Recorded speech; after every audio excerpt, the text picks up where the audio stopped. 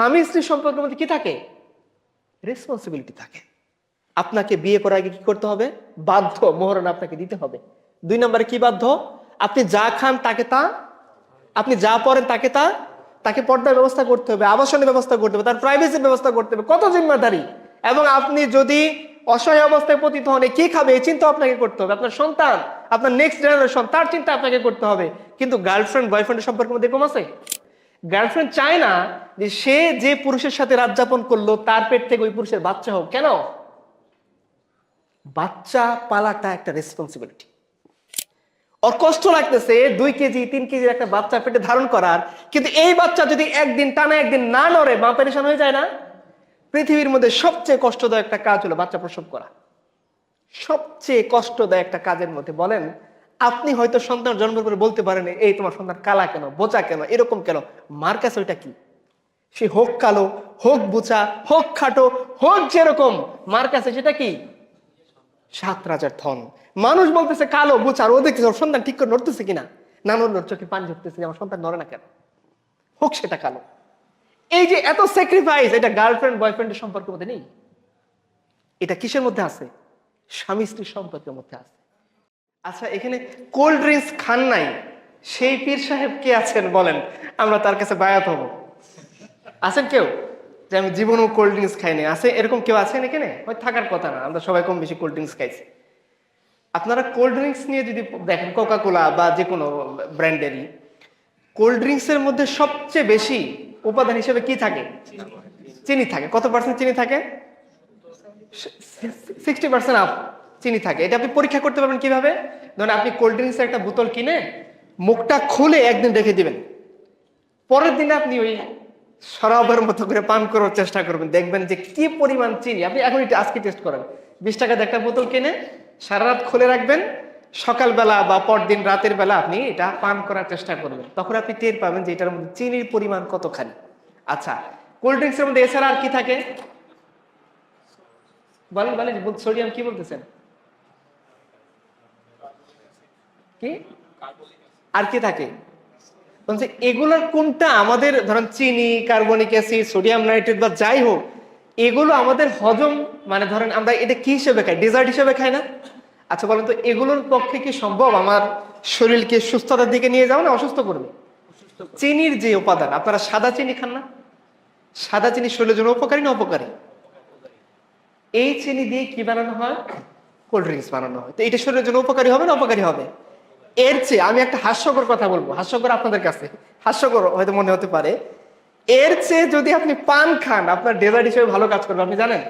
বলুন, আপনি মৌলবী মানুষ, পান খান, এখন পানের পক্ষে আপনি এটা ওকালতি করছেন না? পানের পক্ষে ওকালতি করা চলে না। বিশ্বাস করেন আমার কথা, যে এর চেয়ে যদি আপনি সুপারি দিয়ে পান খান, এইটা ডেজার্ট হিসেবে যতটা ভালো কাজ করবে, আপনি যে কোল্ড ড্রিঙ্কস খান এটা শরীরের জন্য ঠিক ততটা বিপরীত পক্ষে নেগেটিভলি কাজ করবে। আপনার শরীরে ফ্যাট ডিপোজিট হবে, পেট বাড়বে, মেদ বাড়বে। আচ্ছা বলেন তো, আপনাদের দাদা ছিল না? দাদাদের জেনারেশন কয়জন মানুষকে দেখছেন পেটে এরকম ইয়া মোটা থাকতো? কাঁধে থাকতো জানেন? ওই আমলে আমরা একটা জিনিস বলতাম যে যারা ঘোষ খায় তাদের পেট বাড়ে, ঘোষ না খাইলে পেট বাড়বে এরকম লোক আমরা গ্রামে পাইনি। পাইতাম যে ধরেন একটা বড় অফিসার, বড় পদে চাকরি করে, বড় বড় মোটা অঙ্কের টাকা মারে, তারই দেখতাম বড় পেট। এখনকার আমাদের জামানোর সমস্যা কি? মেদ বাড়তেছে। আগেকার চেয়ে আমাদের অলসতা বাড়ছে না কমছে? ধরেন আপনি এরকম কোন কৃষককে পাইছেন আপনার দাদার বা পরদাদার আমলে, সারাদিন খেতে কাজ করছে, বাড়িতে এসে ভাত খাইছে, এরপর আত্মহত্যা করে মরে গেছে? আছে এরকম? আমাদের জামানার কথা বলি, ছেলে IMGPA 5 পেয়ে সে ভার্সিটিতে ভর্তি হয়েছে, 3rd ইয়ার পড়তে রেগে আত্মহত্যা করে মরে গেছে। এরকম উদাহরণ কয়টা? অসংখ্য। ভার্সিটিতে এবং এখন কি হাই স্কুলে, কলেজে পোলাপান মারা যাচ্ছে ফ্রাস্ট্রেশনের কারণে। বলেন, ফ্রাস্ট্রেশনে মাত্রা আগের চেয়ে বাড়তেছে না কমতেছে? এটা আপনারা নিউট্রালি বলেন। বাড়তেছে। প্রযুক্তির দিক থেকে, আধুনিকতার দিক থেকে আমরা আগের চেয়ে ভালো হয়েছি না খারাপ হয়েছি? মডার্ন হয়েছি। প্রযুক্তি, কি বলা যায়, আমাদের বাবাদের জামানায় কি AI ছিল? আমার বাপ কি ChatGPT ইউজ করতে পারবে? আমার দাদার ফেসবুক অ্যাকাউন্ট ছিল, মাঝে মাঝে ইবনু তাইমিয়া রিকোয়েস্ট পাঠায়, ছিল মনে হয় নাকি? আপনাদের দাদার বা পরদাদার কারো ফেসবুক অ্যাকাউন্ট ছিল না। তার মানে আমরা প্রযুক্তির দিক থেকে অনেক আধুনিক হয়েছি। তাহলে আমরা ফ্রাস্ট্রেশন কেন এত বেশি, এত ডিপ্রেসড কেন? সিডেটিভ, ট্রাঙ্কুলাইজার, আপনারা এগুলা যারা খান বা না খান না জানার কথা, ফার্মাসি নিয়ে যারা পড়েন তারা জানেন না সিডেটিভস কাকে বলে বলেন? ধর এগুলো বাংলা কথা বললে চলবে না, শাস্ত্রীয় পরিভাষা বলেন। ঘুম তো আমিও জানি না, ঘুম পাড়ানি মাসে বেশি বললে হবে না। বলেন ফার্মাসিস্টের একজন বলেন সিডেটিভস কাকে বলে? সিডেটিভস এর মোড অফ অ্যাকশন বলেন। আবার স্লিপিং বলুন, প্রথমে বলুন ঘুম, এরপরে স্লিপিং। স্লিপিং এর বাংলা ঘুম, ঘুমের বাংলা স্লিপিং। এরপরে কি আছেন বলেন? Mode of action. কি কোনো ফার্মাসিস্ট নাই এখানে? আমি তো ফার্মাসিস্ট না। বলেন এটা মূল কাজটা কোথায় করে? সিডেটিভস ট্রাঙ্কুলাইজার মূল কাজটা কোথায় করে? কোন সিস্টেম? নার্ভাস সিস্টেমের মধ্যে কাজ করে। তার কাজ কি? বাংলা, এখন আমি বাংলায় বলি, যেহেতু আমি ফার্মাসিস্ট নাই, বাংলায় বলতে পারো ঘুম বা স্লিপিং, তাই না?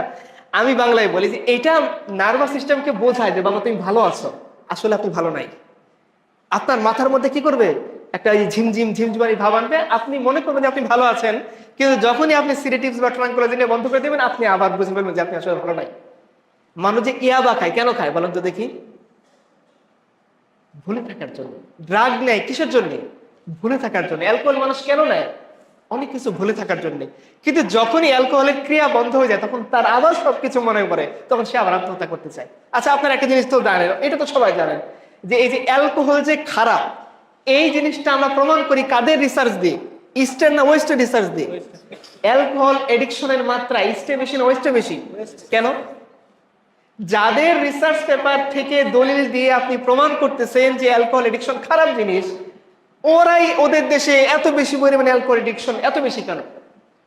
ওদের দেশের সায়েন্টিস্টরা আমাদের চেয়ে বেশি জানার কথা না? আমাদের কৃষক শ্রমিক কুলি মজুর জনতা এত বেশি জানে না যে এই যে ধরেন কোল্ড ড্রিঙ্কস এর বা এই যে অ্যালকোহলের সাইড ইফেক্ট কতখানি? তাদের দেশের মানুষ জানে। আমরা বলি তার অক্সফোর্ড গ্রাজুয়েট, ক্যামব্রিজ গ্রাজুয়েট, হার্ভার্ডে পড়াশোনা করে, তো তারা তো জানার কথা। এত জানা সত্ত্বেও তারা কেন বেশি অ্যালকোহল এডিক্টেড? ড্রাগ কেন এত বেশি নেয়? কেন তাদের ফ্যামিলিগুলো ব্রোকেন ফ্যামিলি, সিঙ্গেল ফ্যামিলি? কেন পরিবার নাই, পিতামাতা নাই, কেন নাই? তার মানে আপনি যেটাকে বলতেছেন আপনি আধুনিক হইতেছেন, আধুনিকতার সাথে পাল্লা দিয়ে আপনার জীবনের শান্তি বাড়তেছে না। ফ্যামিলি স্ট্রাকচার মজবুত হইতেছে না ভেঙে যাচ্ছে? ভেঙে যাচ্ছে। আপনারা এখন বোধহয় পাবেনই না যে যেখানে ধরেন পিতা মাতা দাদা দাদি সন্তান সন্ততি সবাই মিলে একসাথে থাকে। প্রবলেম হচ্ছে কি মাইকে? আচ্ছা আচ্ছা, তাহলে আপনার এরকম ফ্যামিলি এখন পাবেনই না, কিন্তু আজ থেকে ধরেন 20 বছর আগে পাইতেন আপনি। একটা বুড়ি যখন একটা মানুষ বৃদ্ধ হয়ে যায়, আপনাদের দাদি বা দাদির বয়সের কেউ, সে কি চায়? সে কি একা থাকতে চায়? সে কি চায়? আপনি যখন বুড়ো হবেন তখন বুঝবেন যে আপনি আসলে কি চান। কি চায় মানুষ? সে দেখবে তার সামনে ছোট ছোট কিছু বাচ্চা খেলা করতেছে, কুলে এসে দৌড়ে দাদু দাদু বলে কুলে উঠতেছে। হ্যাঁ, সে দেখবে যে রাতে তার বাচ্চা দেরি করে বাসায় ফিরতেছে, সে বলতেছে এত রাত করে বাসায় ফিরলি খোকা। সে এগুলো চায়, কিন্তু সে কোথায় থাকে? গ্রামে নির্জন পরিবেশে একাকী রুগ্ন অবস্থায় পড়ে থাকে। আর ছেলে কোথায় থাকে? ক্যানাডা থাকে। রিসেন্ট আপনারা দেখছেন না, ওই যে এখনই স্যার জাহাঙ্গীর ইউনিভার্সিটির একজন প্রফেসর ছিলেন, তার ভিডিও বার্তাটা পাওয়া যায়। তার ছেলে মেয়ে থাকে কানাডায়, তিনি ইংলিশ মিডিয়াম পড়াশোনা করেছেন, ভালো অবস্থানে গেছে, বিদেশে গেছে, পড়াশোনা করে, কিন্তু তার মৃত্যু হয়েছে। কি বললাম আমি? যে আমরা বলতেছি আমরা খুব স্মার্ট হচ্ছি, আমরা আধুনিক হচ্ছি, আমরা আগের চেয়ে প্রযুক্তিগত দিক থেকে উন্নতি করতেছি, এআই বানাচ্ছি, চ্যাট জিপিটি বানাচ্ছি, তারপরও আমাদের সমাজের সমস্যা কেন বাড়তেছে না? কেন ওয়েস্ট তাদের দেশে আত্মহত্যার প্রবণতা কমাইতে পারতেছে না? তাদের ধরুন সিসিটিভির যে প্রযুক্তি, মানে সার্বক্ষণিক মনিটর করা, এটা ওয়েস্টে বেশি না? আমাদের দেশের সরকার তো অন্তত সার্বক্ষণিক সবাইকে মনিটর করে না। কিন্তু ধরেন আপনি লন্ডনে গেছেন, ইস্টলন্ডনের কোনো পার্কে গেছেন, সেখানে সার্বক্ষণিক আপনাকে কি করা হবে? যেমন ধরেন হংকং, হংকং কোন দেশের আন্ডারে? চায়না। হংকং এর চায়নারা কি করছে? এমন সিসিটিভি লাগাইছে যে দেখার পরে ডিটেক্ট করে জাতীয় আইডি কার্ড সহ আসে, ন্যাশনাল আইডি কার্ড, যে কে কে ঘুরতেছে, কয়টা মানুষ ঘুরতেছে। কারণ কি? হংকং প্রায় চীনের বিরুদ্ধে বিদ্রোহ করে সে স্বাধীন হতে চায়। এই জন্য চীন কি প্রযুক্তি বানাইছে? রাস্তার মোড়ে মোড়ে সে কি দিছে? সিসিটিভি দিছে। এমন আধুনিক সক্ষমতা সম্পন্ন, যেমন ধরো যে পুলিশ যখন মামলা দেয়, যে স্পিড গান থাকে না, স্পিড গান কি করতে পারে? ডিলিট করে অটোমেটিক সে মামলা দিয়ে দিতে পারে। এরকম যে ওই প্রযুক্তিগুলো বা ওই সিসিটিভি গুলো মানুষকে ডিটেক্ট করে মানুষের পরিচয়পত্র সহ এখানে শো করতেছে যে কতগুলো মানুষ হাঁটতেছে চলতেছে। এতে করে কি তাদের দেশের আত্মহত্যার প্রবণতা কমে গেছে না বেড়ে গেছে? আত্মহত্যার প্রবণতা বেড়ে গেছে। তাদের জাপানে আপনারা দেখছেন যে যেভাবে মরতে চায় তারা এইভাবে মরার ব্যবস্থা করছে, তাই না? তারা বলতে সবচেয়ে কম পেরেশানিতে মৃত্যু। আপনি মরতে চান, সবচেয়ে কম পেরেশানিতে আপনাকে একটা বক্স আছে, একটা ইলেকট্রিক দিয়ে দিবে, বাস আপনি গান শুনতে শুনতে মরে যাবেন। ফাঁসি দিতে চান, কোনো সমস্যা নেই, ওই কোম্পানিকে খবর দিবেন, তারা এসে ফাঁসির দড়ির বন্দোবস্ত করে আপনাকে একবার পরিষ্কার করে গোসল করে দিবে, যাও বাবা তুমি ফাঁসি দাও, তোমার রুম বন্ধ করে দিবে, আপনি ফাঁসি দিয়ে মরে যাবেন। না, আপনি যেভাবে মরতে চান সেভাবে আপনার জন্য বন্দোবস্ত। কেন?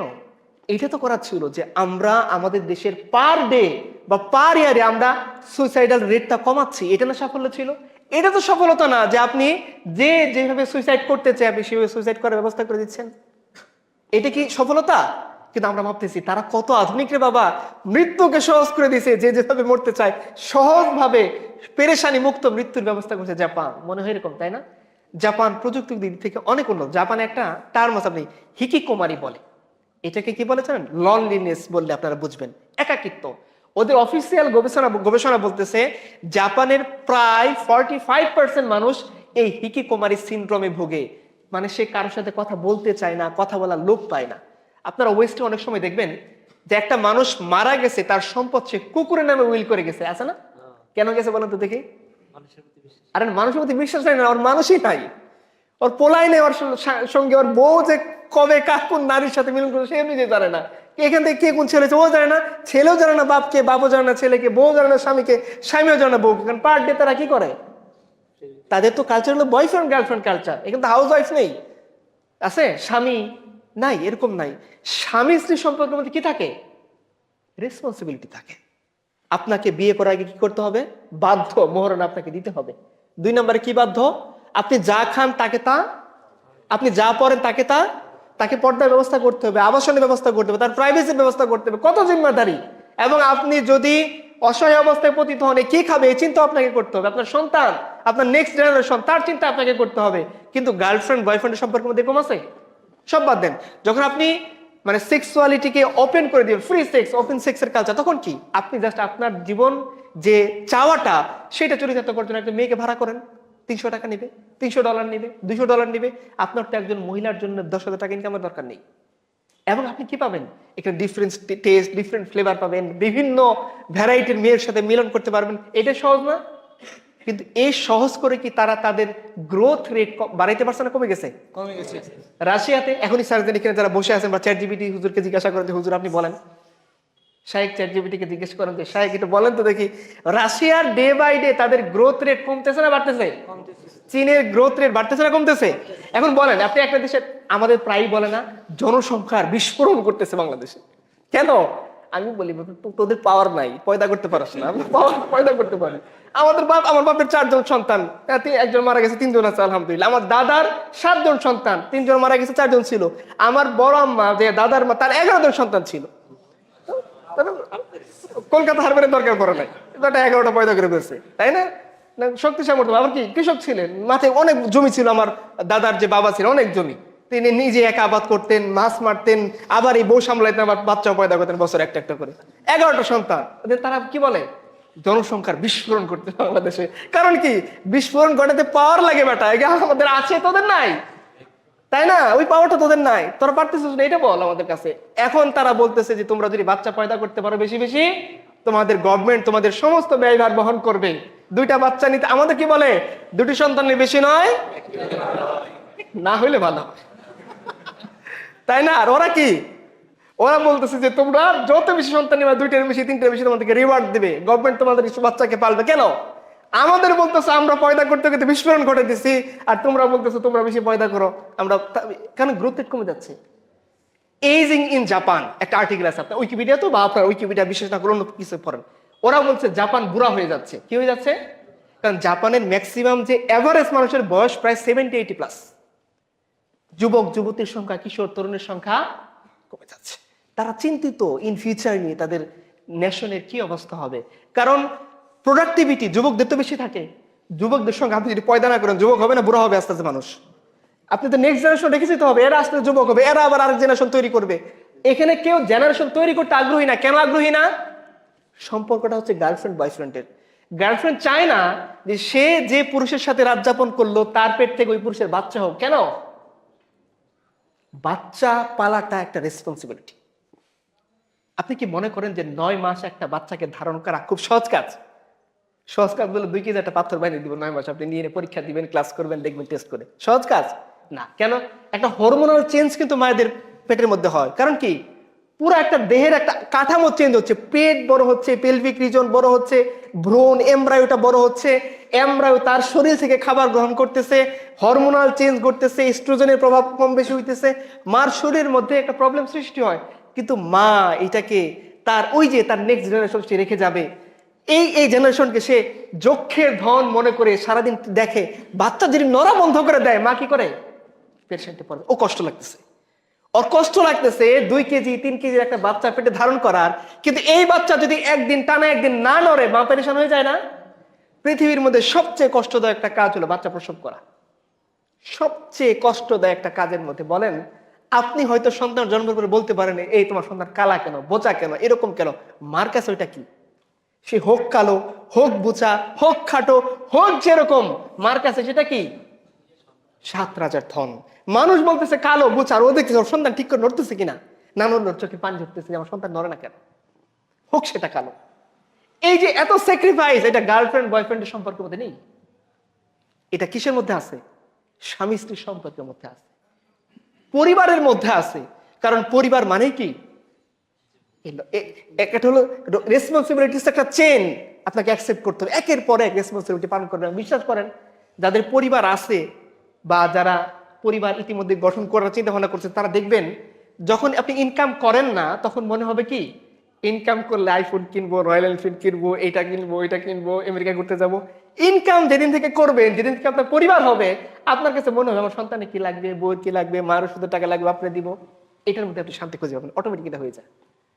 যাদের পরিবার আছে তারা বুঝবেন, আর যারা মিসকিন তারা বুঝবেন না। আচ্ছা, পরিবার হইলে পরে বুঝবেন। সন্তান মা সন্তানের রিলেশনশিপটা কতখানি, পিতা সন্তানকে কতটা ভালো। যেমন কোন মুহূর্তে জানেন, যেই মুহূর্তে সন্তান সবচেয়ে বেশি অসহায় অবস্থা থাকে, কোন মুহূর্তে?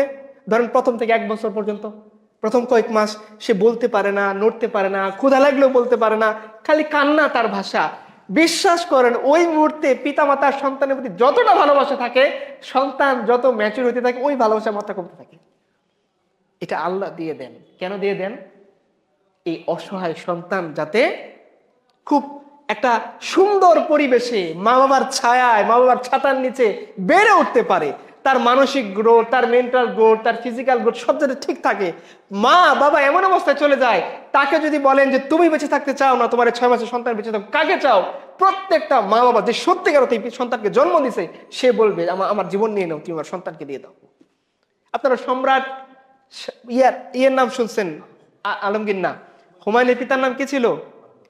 বাবর ছিল। হুমায়ুন যখন অসুস্থ ছিল, বাবর কি করছে? সে আবেগে বসে বলে গেছে, আল্লাহ তুমি আমার হায়াত নিয়ে আমার ছেলেকে সুস্থ করে দাও। সেটা আল্লাহ অ্যাকসেপ্ট করছেন। এটা আল্লাহ তকদিরে ফয়সালা। বাট তার সে কি হয়েছে, মানে বাবা কতটা আবেগী হয়ে বলতেছেন তার সন্তান অসুখ ভালো হচ্ছে না, শেষ পর্যন্ত সে কি বলছে, যে আল্লাহ তুমি আমার এই হুমায়ুনকে নিয়ে, আমাকে নিয়ে তুমি হুমায়ুনকে। অথচ হুমায়ুন কিন্তু রাজ্যের ব্যাপারে সবচেয়ে বেশি উদাসীন একজন মানুষ ছিল, তার আমার সন্তান ছিল না। কিন্তু দেখেন, এই সন্তান যখন অসুস্থ হয়ে পড়ছে, সে অনেকে বলতেছে যে হুমায়ুন তো অযোগ্য, এই অযোগ্যের জন্য আপনি এত কেন পেরেশানির মধ্যে পড়বেন। কিন্তু ও তো বুঝতেছে হুমায়ুন আমার শরীরের অংশ, আমার দেহের অংশ, আমার নেক্সট জেনারেশন। ও আল্লাহকে বলতেছে, আল্লাহ তুমি আমার জীবন নিয়ে হুমায়ুনের জীবনকে দিয়ে দাও। বুঝছেন নাই? এই সম্পর্ক পিতামাতা না হলে বুঝবেন না। এটা আপনি গার্লফ্রেন্ড বয়ফ্রেন্ড মধ্যে পাবেন না। এই জন্য তাদের নেক্সট জেনারেশন কমে যাচ্ছে, ইয়ত কমে যাচ্ছে, গ্রোথ রেট কমে যাচ্ছে, বার্থ রেট কমে যাচ্ছে। ওদের যে টোটাল একটা আনসার্টেনিটির মধ্যে চলে যাচ্ছে গোটা ওয়েস্ট। এখন তারা বলতেছে যে তোমার পৃথিবীর সন্তান নাও, বাচ্চা পয়দা করো, সংসার করো, পরিবার গঠন করো। কিন্তু ওয়েস্ট তো আর শোনে না, কারণ পাগলা করে লাগে হয়ে গেছে। আপনি যখন একটা মানুষকে, ধরুন কথার কথা, আমাদের সমাজে কি এজ হলে আপনি ঘুষ বন্ধ করতে পারবেন? পারবেন? আপনি ইউসুফ সরকারকে বসান, ইউনূস সরকারকে বসান, যে সরকারকে বসান, কখনো পারবে? কেন পারবে না? ছোটবেলায় ধরুন আজকে থেকে যাদের জন্ম 2001-2 যারা বুঝবান ছিলেন, চিন্তা করেন, তখন আমরা দেখতাম যে অফিসের 2-1 মানুষ ঘুষ খায়। এলাকায় তাদের পরিচয় কি ছিল? ঘুষখোর। এখন অফিসের 2-1 মানুষ ঘুষ থেকে বিরত থাকে। ব্যাপারটা এরকমই না? এবং যে বিরত থাকে, ও একটা পর্যায়ে গিয়ে ঘুষ খেতে বাধ্য হয়, বলে হাদিয়া নেন। ঘুষ খাবেন না, সমস্যা না, ওই যে যৌতুক তো আপনাদের নেওয়ার দরকার নাই, কি বলবেন? আপনার মেয়ের সুখের জন্য। আচ্ছা, প্রাইভেট কার যদি দেয়, আমি কি আরেক মেয়ে নিয়ে চলবো? পাশে কে থাকবে? রয়্যাল এনফিল্ড যদি দেন আমার কি আরেক বেটি জোড়ায় ধরে থাকবে? কে জোড়ায় ধরে থাকবে? ফ্ল্যাট বাসা যদি দেন আমি কি আরেক বেটার বউ এনে এখানে থাকবো? তো কার জন্যে? তো সমস্যা কি? উনি যদি ওনার মেয়ের সুখের জন্য একটা ফ্ল্যাট দেন বা না দিলে আমি যদি বলি দেওয়া দরকার, দিবেনই যখন রয়্যাল এনফিল্ড দিলে সমস্যা কি? মানুষ তো বলবে আপনার মেয়ে রয়্যাল এনফিল্ডের উপরে চলে, তাই না? আর যদি আরো যদি ইচ্ছা করে প্রাইভেট কার দেন, পর্দা আরো সুন্দর করে ব্যবস্থা থাকবে, তাহলে তার দেখবে না মানুষ বাইক দেখিয়ে নিয়ে গেলাম না নিয়ে গেলাম। কালো গাড়িওয়ালা একটা দেন, প্রাডো পাজেরো যদি দেন, বুলেট প্রুফ তো আরো ভালো, রেঞ্জ রোভার, আপনার মেয়েকে গুলি করতে পারবেন। সব যদি মেয়ের সুখের জন্য কোনো সমস্যা আছে? এভাবে পদ্ধতি, তাই না? আপনি খাবেন না, আপনাকে মাছ দিয়ে যাবে। কারণ কি? ও জানে ও যে একা কি খায়, আপনার যদি না দেয় যে কেউ সে বলে দিতে পারেন। আপনার নেওয়ার দরকার নেই, টেবিলের উপর দিয়ে নেন, নিজ দিয়ে নেন, টেবিলের উপর দিয়ে নিতে পারবেন, সিসিটিভি দেবে, নিজ দিয়ে নিতে তো সমস্যা নেই। অথবা বলে যান যে হুজুর স্যারের চায়ের বিলটা অমুক জায়গায় দিয়ে আইসো। এখন তো ভেবে চলে না, বিভিন্ন জায়গাতে কি বলে, চায়ের দোকানের সাথে কন্ট্রাক্ট করা থাকে, চায়ের দোকানে চায়ের বিল দিয়ে, স্যারের বিল কত, একটা চায়ের মূল্য কত, একটা বালিশের মূল্য কত? হ্যাঁ, 23 লাখ টাকা, 5,000 টাকা। পর্দার মূল্য কত? এইভাবে চিন্তা করে, এইভাবে এইভাবে চলতেছে। আপনি সমাজের মধ্যে, আমাদের সমাজে ছোটবেলা আমরা দেখছি কি সমাজের 1-2 জন মানুষ ঘুষ খায়, এখন আমরা কি দেখি ম্যাক্সিমাম মানুষ ঘুষ খায়। এবং দেখেন আপনারা ড্রাইভিং লাইসেন্স করবেন, এখানে যারা আছেন বলেন তো, ড্রাইভিং লাইসেন্স করার সময় আপনি কি চিন্তা করেন? যে কত কম টাকা একটা দালাল ধরা যায়, এটাই চিন্তা করেন না আপনি? আপনি মেনে নিচ্ছেন, আমি মেনে নিছি যে কত কম টাকায় পাসপোর্ট করতে গেলে কি চিন্তা করি, কত কম টাকা একটা দালাল, 7,000 টাকা তো সরকার নিবে বা কত টাকা, এর বাইরে আমার যত কম টাকা খরচ হয় এরকম একজন ঘুষখোর তালাশ করি, তাই না? যে বাবা ঘুষ নিবি একটু কমাই নে, বা ঘুষ নিবি আমার কাজটা দ্রুত করে দে, এত আমাকে এই ফাইলে ওই ফাইলে এত দূরে করে না, যত জলদি আমি কন্ট্রাক্ট করি যে কত দ্রুত। আর ও মনে করতেছি কি, এই যে বাবা তোমাকে এত ফাইল ঘুরাচ্ছি না, আমি নিজে ঘুরে ঘুরে কাজ করে দিচ্ছি, আমার হচ্ছে এটা অধিকার, তুমি আমাকে এটা দিয়ে কি করবা, হাদিয়া দিবা, বকশিস দিবা, তাই না? সমাজটা এইভাবে পরিবর্তন হয়ে গেছে। আপনি চাইলেও এটাকে, কেন? কারণ এই সমাজ এটাকে মেনে নিচ্ছে। আপনারা জানেন, এই যে কিছুক্ষণ আগে বলতেছিলাম, এয়ারপোর্ট এলাকায় যদি একটা এসআই নিয়োগ হয় কত টাকা লাগে? কন্ট্রাক্টে নিয়োগ হয়। কিভাবে কন্ট্রাক্ট করে? যে তোমাকে 2 বছরের জন্য নিয়োগ দিব, এত টাকা তুমি নিবে, এত টাকা আমার দিবা। এই যে ধরেন সাবেক যে স্বরাষ্ট্রমন্ত্রী ছিলেন, কি নাম, সে তারতে দেখা গেলো সে কারওয়ান বাজার থেকে পার ডে কত টাকা পাইতো? 1.5 কোটি টাকা। কোন বাজার থেকে? আর বাজার নাই বাংলাদেশে, ঢাকায় আর কোনো বাজার নাই, কাপ্তান বাজার, গুলিস্তান বাজার, কত বাজার আছে। চিন্তা করুন কি পরিমাণ টাকা শুধুমাত্র চাঁদা বাবদ উঠতো এইখান থেকে। নিউ মার্কেটে প্রত্যেকটা দোকান যে বাইরে বসে ফ্রিতে বসে, টাকা দিতে হয়।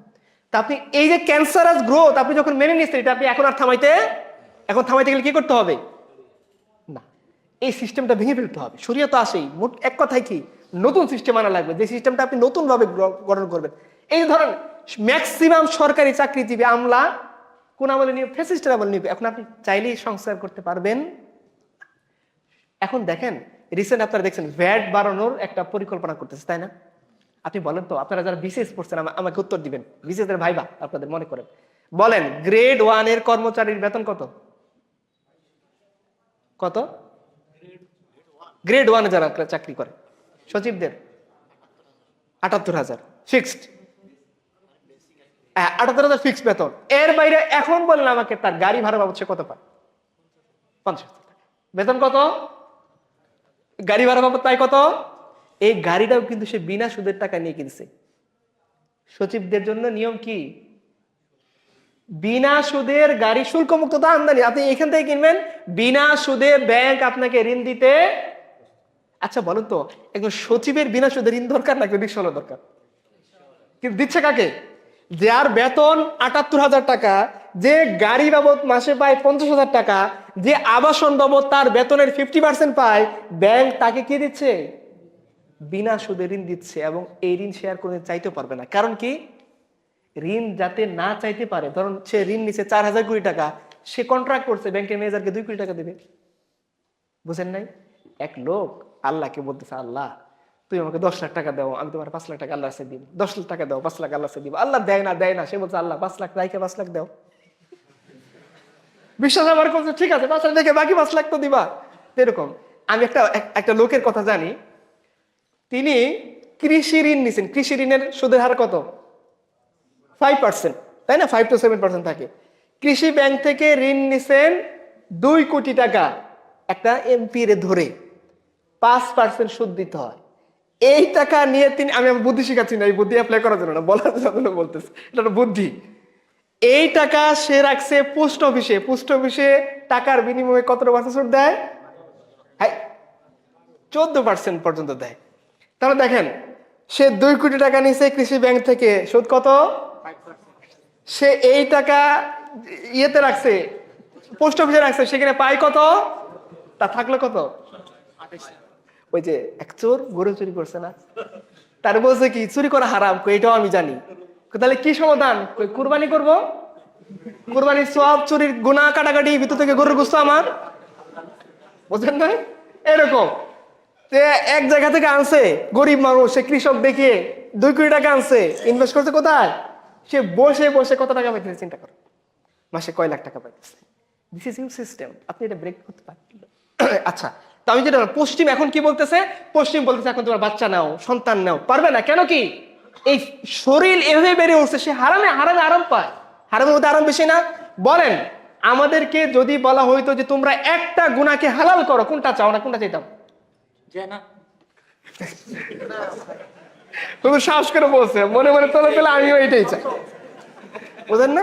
তোলা তোলা আমি এটাই চাই। আমি বললাম না, শরম না, এটা ওয়াজ করতেছি আমি। আমার যদি বল ম্যাক্সিমাম কি বলবেন? আরাম, মজা। কিন্তু এটা আল্লাহ তাআলা কেন দেন নাই? কারণ এটা যদি দেন, পশ্চিম আজকে যে কান্নাকাটির অবস্থার মধ্যে পড়তেছে, মানুষ নিজে কাঁদবে, তার মা কাঁদবে, তার সন্তান নেই, একজন নারী কাঁদবে। পশ্চিমের একজন নারীবাদীর আমি ডায়েরি পড়লাম, নারীবাদী সে লিখতেছে, তাকে বলছে যে মিশরের নারীবাদী ছিল সে, তাকে বলছে আপনার জীবনের শেষ জীবনের একটা কান্নার কথা বলেন তো। বলছে আমি একাকিত্বের মধ্যে থাকি, এটা আমার সবচেয়ে কান্নার বিষয়, কেউ আমার খোঁজ নেয় না। কারণ কি? পশ্চিমের আছে প্রায় পেস্টারা যায়, দেখেন না, খুব বড্ড একা লাগে, খুব বেশি একা লাগে। কেন একা লাগে? কেন? তুমি টাকা পয়সা, বাড়ি গাড়ি, এত একা লাগে কেন তোমার? এটাই। আপনি জেনার পদ্ধতি যাবেন, আপনাকে দিন শেষে তসলিমের আজকের মধ্যে বলতে হবেই। ও বলতেছে যেহেতু আপনাকে সাহস করে বলতে হবে, বড় বেশি খুব বড্ড একা লাগে, খুব অনেক কি কাছে পেতে চায়, বা অমুকের নাম বলবেন যে একসময় আপনার কাছে আসতো, এখন আসে না। বুঝেন নাই? এইটা ওদের সোসাইটি। তো এটা হলো, আপনি যখন যৌনতার পাগলা ঘোড়াকে লাগামহীন করে দিবেন, আবার বলবেন তোমরা বেশি বেশি সন্তান নেওয়া সম্ভব না, অথচ আপনি মুসলিম বিশ্বের কাছে আসবেন, তারা বাচ্চা নিতে ওদের পরিভাষায় কি করবে? জনসংখ্যার বিস্ফোরণ ঘটাবে, আপনি থামাইতে পারবেন না। কারণ কি? আল্লাহ সুবহানাহু ওয়া তাআলা আমাদের শরীরকে ভাই বোন কি করে বানাইছে বলেন? মুসলমান করে বানাইছে। কি করে বানাইছেন? আর পশ্চিম কি বলছে? মানুষকে কি বলছে বলেন? মানুষকে কি বলছে? সে ভাই বোন। ইমানুয়েল কান্টের দর্শনে মানুষের সংজ্ঞা কি বলেন? এই দর্শন কি রেখা কি পড়তেছেন? আছেন কেউ ফিলোসফির এখানে? বলেন, ইমানুয়েল কান্ট মানুষকে কিভাবে সংজ্ঞায়িত করছে? হ্যাঁ, কি বাংলা ওয়াজ করতেছে, বৈরবীর ওয়াজ। বলেন, সে বলছে মানুষ স্বার্থপর, প্রতিহিংসা পরায়ণ, বিদ্বেষ পরায়ণ। তারপরে ধরেন আপনি ফ্রয়েডের দর্শন পড়ছেন না? ফ্রয়েড মানুষকে কিভাবে চিত্রিত করছে, কে বলতে পারবেন? কে আছে? জোয়ান হওয়া গোয়ান আছেন কেউ? বলে ফ্রয়েড মানুষকে কিভাবে চিত্রায়িত করছে? স্যার স্যার ফ্রয়েড মানুষকে কিভাবে বলছে? মানুষকে সে যৌন কাতর। ফ্রয়েড আইডিওলজির এক বাক্যে বলেন, সেটা কি? লিবিডো। কি? সে বলছে যে সন্তানের সাথে মায়ের যে সম্পর্ক, এটা যৌনতার কারণে। বোনের সাথে ভাইদের সম্পর্ক, পুরা পৃথিবীর সম্পর্ক সে কিভাবে নির্ণয় করছে? যৌন কাতর, লিবিডো। তারা মানুষ সবাই সে পার্ভার্টেড, সবাই খালি যৌন কাতর হইতে চায়। এখন বলেন, এই যৌন কাতর দিয়ে যদি আপনি মানুষকে বিবেচনা করেন, আপনার এই লোকটার কাছ থেকে তার বোন নিরাপদ থাকবে? তার মা নিরাপদ থাকবে? অত্যাচার কোন দেশে হচ্ছে? পশ্চিমে বেশি হচ্ছে। সন্তান কোন দেশে কমতেছে? পশ্চিমে কমতেছে। কেন? আপনি আপনার সোসাইটির জন্য যেটা কল্যাণ করছেন, সেটা ততক্ষণ সম্ভব না যে সিস্টেমের উপর আল্লাহ আপনাকে জন্ম দিয়েছেন। এটাকে আপনার বিজ্ঞানের পরিবেশে নেচার বলতে পারেন, you can say this, but আমরা যেটা বলবো এটাকে ইসলাম কি বলছেন? ফিতরা। এবং রাসূলুল্লাহ সাল্লাল্লাহু আলাইহি ওয়াসাল্লাম বলছেন, প্রত্যেকটা আদম সন্তানকে আল্লাহ সুবহানাহু ওয়া তাআলা ভাই বোন ফিতরাতের উপর জন্মগ্রহণ করেছেন। সেই ফিতরাতের নাম কি? দ্বীনুল হক, দ্বীনুল ইসলাম। এইটার উপর আল্লাহ তাআলা প্রত্যেকটা মানুষকে জন্ম দিয়েছেন। আপনি যখন সেখান থেকে সরিয়ে আনবেন, আপনি যে সলিউশনে দেন, সিডেটিভ বেচেন, ট্রাঙ্কুলাইজার বেচেন, হরলিক্স বেচেন, যাই বেচেন, আপনার সোসাইটির সমাধান হবে না। আপনার সোসাইটি ডে বাই ডে কি হতে থাকবে? বিশৃঙ্খলিত। যেমন পশ্চিমের সব গবেষণা একত্রিত করবেন, তাদের কাছ থেকে রেফারেন্স দিবেন, কিন্তু এই পশ্চিম তাদের দেশে অ্যালকোহল বেচা বিক্রির পরিমাণ কমাইতে পারবে না। কি হবে? বাড়তি থাকবে। কেন? পশ্চিম যে সিস্টেম বানাইছে, এই সিস্টেমটা আসলে কি? পুঁজিবাদী সিস্টেম। পুঁজিবাদী সিস্টেমের কালেমা কি বলেন? যে বলতে পারবেন তিনি পুরস্কার পাবেন, যাদেরকে বলছি তারা না। বলেন পুঁজিবাদী সিস্টেমের কালেমা কি? বলেন বলেন বলে বলে এই একটা বই দিবেন, প্রফিট ম্যাক্সিমাইজেশন। পুঁজিবাদের মূল লক্ষ্য কি?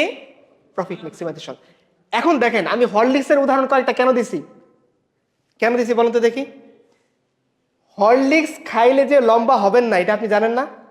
কেন লম্বা হবেন না? কমপ্লেন খাইলে কেন লম্বা হবেন না? ঠিক আছে, দেখেন তাহলে আমরা কি বললাম, যে আল্লাহ সুবহানাহু ওয়া তাআলা আমাদেরকে কিসের উপর জন্ম দিয়েছিলেন? ফিতরাতের উপর জন্ম দিয়েছেন। এটা কে বলছেন বলেন তো দেখি। ইমানুয়েল কান্টের কথা আপনি যদি বিশ্বাস না করেন সমস্যা আছে? রাসূলের কথা যদি বিশ্বাস না করেন সমস্যা আছে? কোনো সমস্যা নেই। কি সমস্যা আছে? অনেকে তো না বিশ্বাস করে চলতেছে, কোনো সমস্যা আছে? কি সমস্যা আছে বলেন তো দেখি। ইমানই নাই, নষ্ট হবে কি? আচ্ছা, আপনি আমার বললেন ভাই আপনার আইফোন নষ্ট হয়ে যাবে, আমি চালাই স্যামসাং, আমার আইফোন নষ্ট হলে কি? আচ্ছা, ইমানই নাই তাহলে কি কি প্রশ্ন? আচ্ছা দেখেন, তার সমস্যা হবে কি? এই তখন এটাই বলতেছি, যে সমস্যা বলতেছি এটা ইমানদার সমস্যা না বেঈমানের সমস্যা। এই জন্য বেঈমানের দরকার ছিল রাসূল। বেঈমান চলে গেছে কোথায়? আরেক বেঈমানের কাছে, ইমানুয়েল কান্টের কাছে। সে ফ্রয়েডের কাছে চলে গেছে। ফ্রয়েডের দর্শন এসে পশ্চিমের সমস্ত কিছুকে তছনছ করে দিয়েছে। কেন? পশ্চিম এখন যৌনতার ভিত্তিতে সবকিছু না। অত্যাচার বললাম না? অত্যাচার কি আমাদের দেশে বেশি না তাদের দেশে বেশি? কিন্তু গ্রোথ রেট বা বার্থ রেট বাড়তেছে না।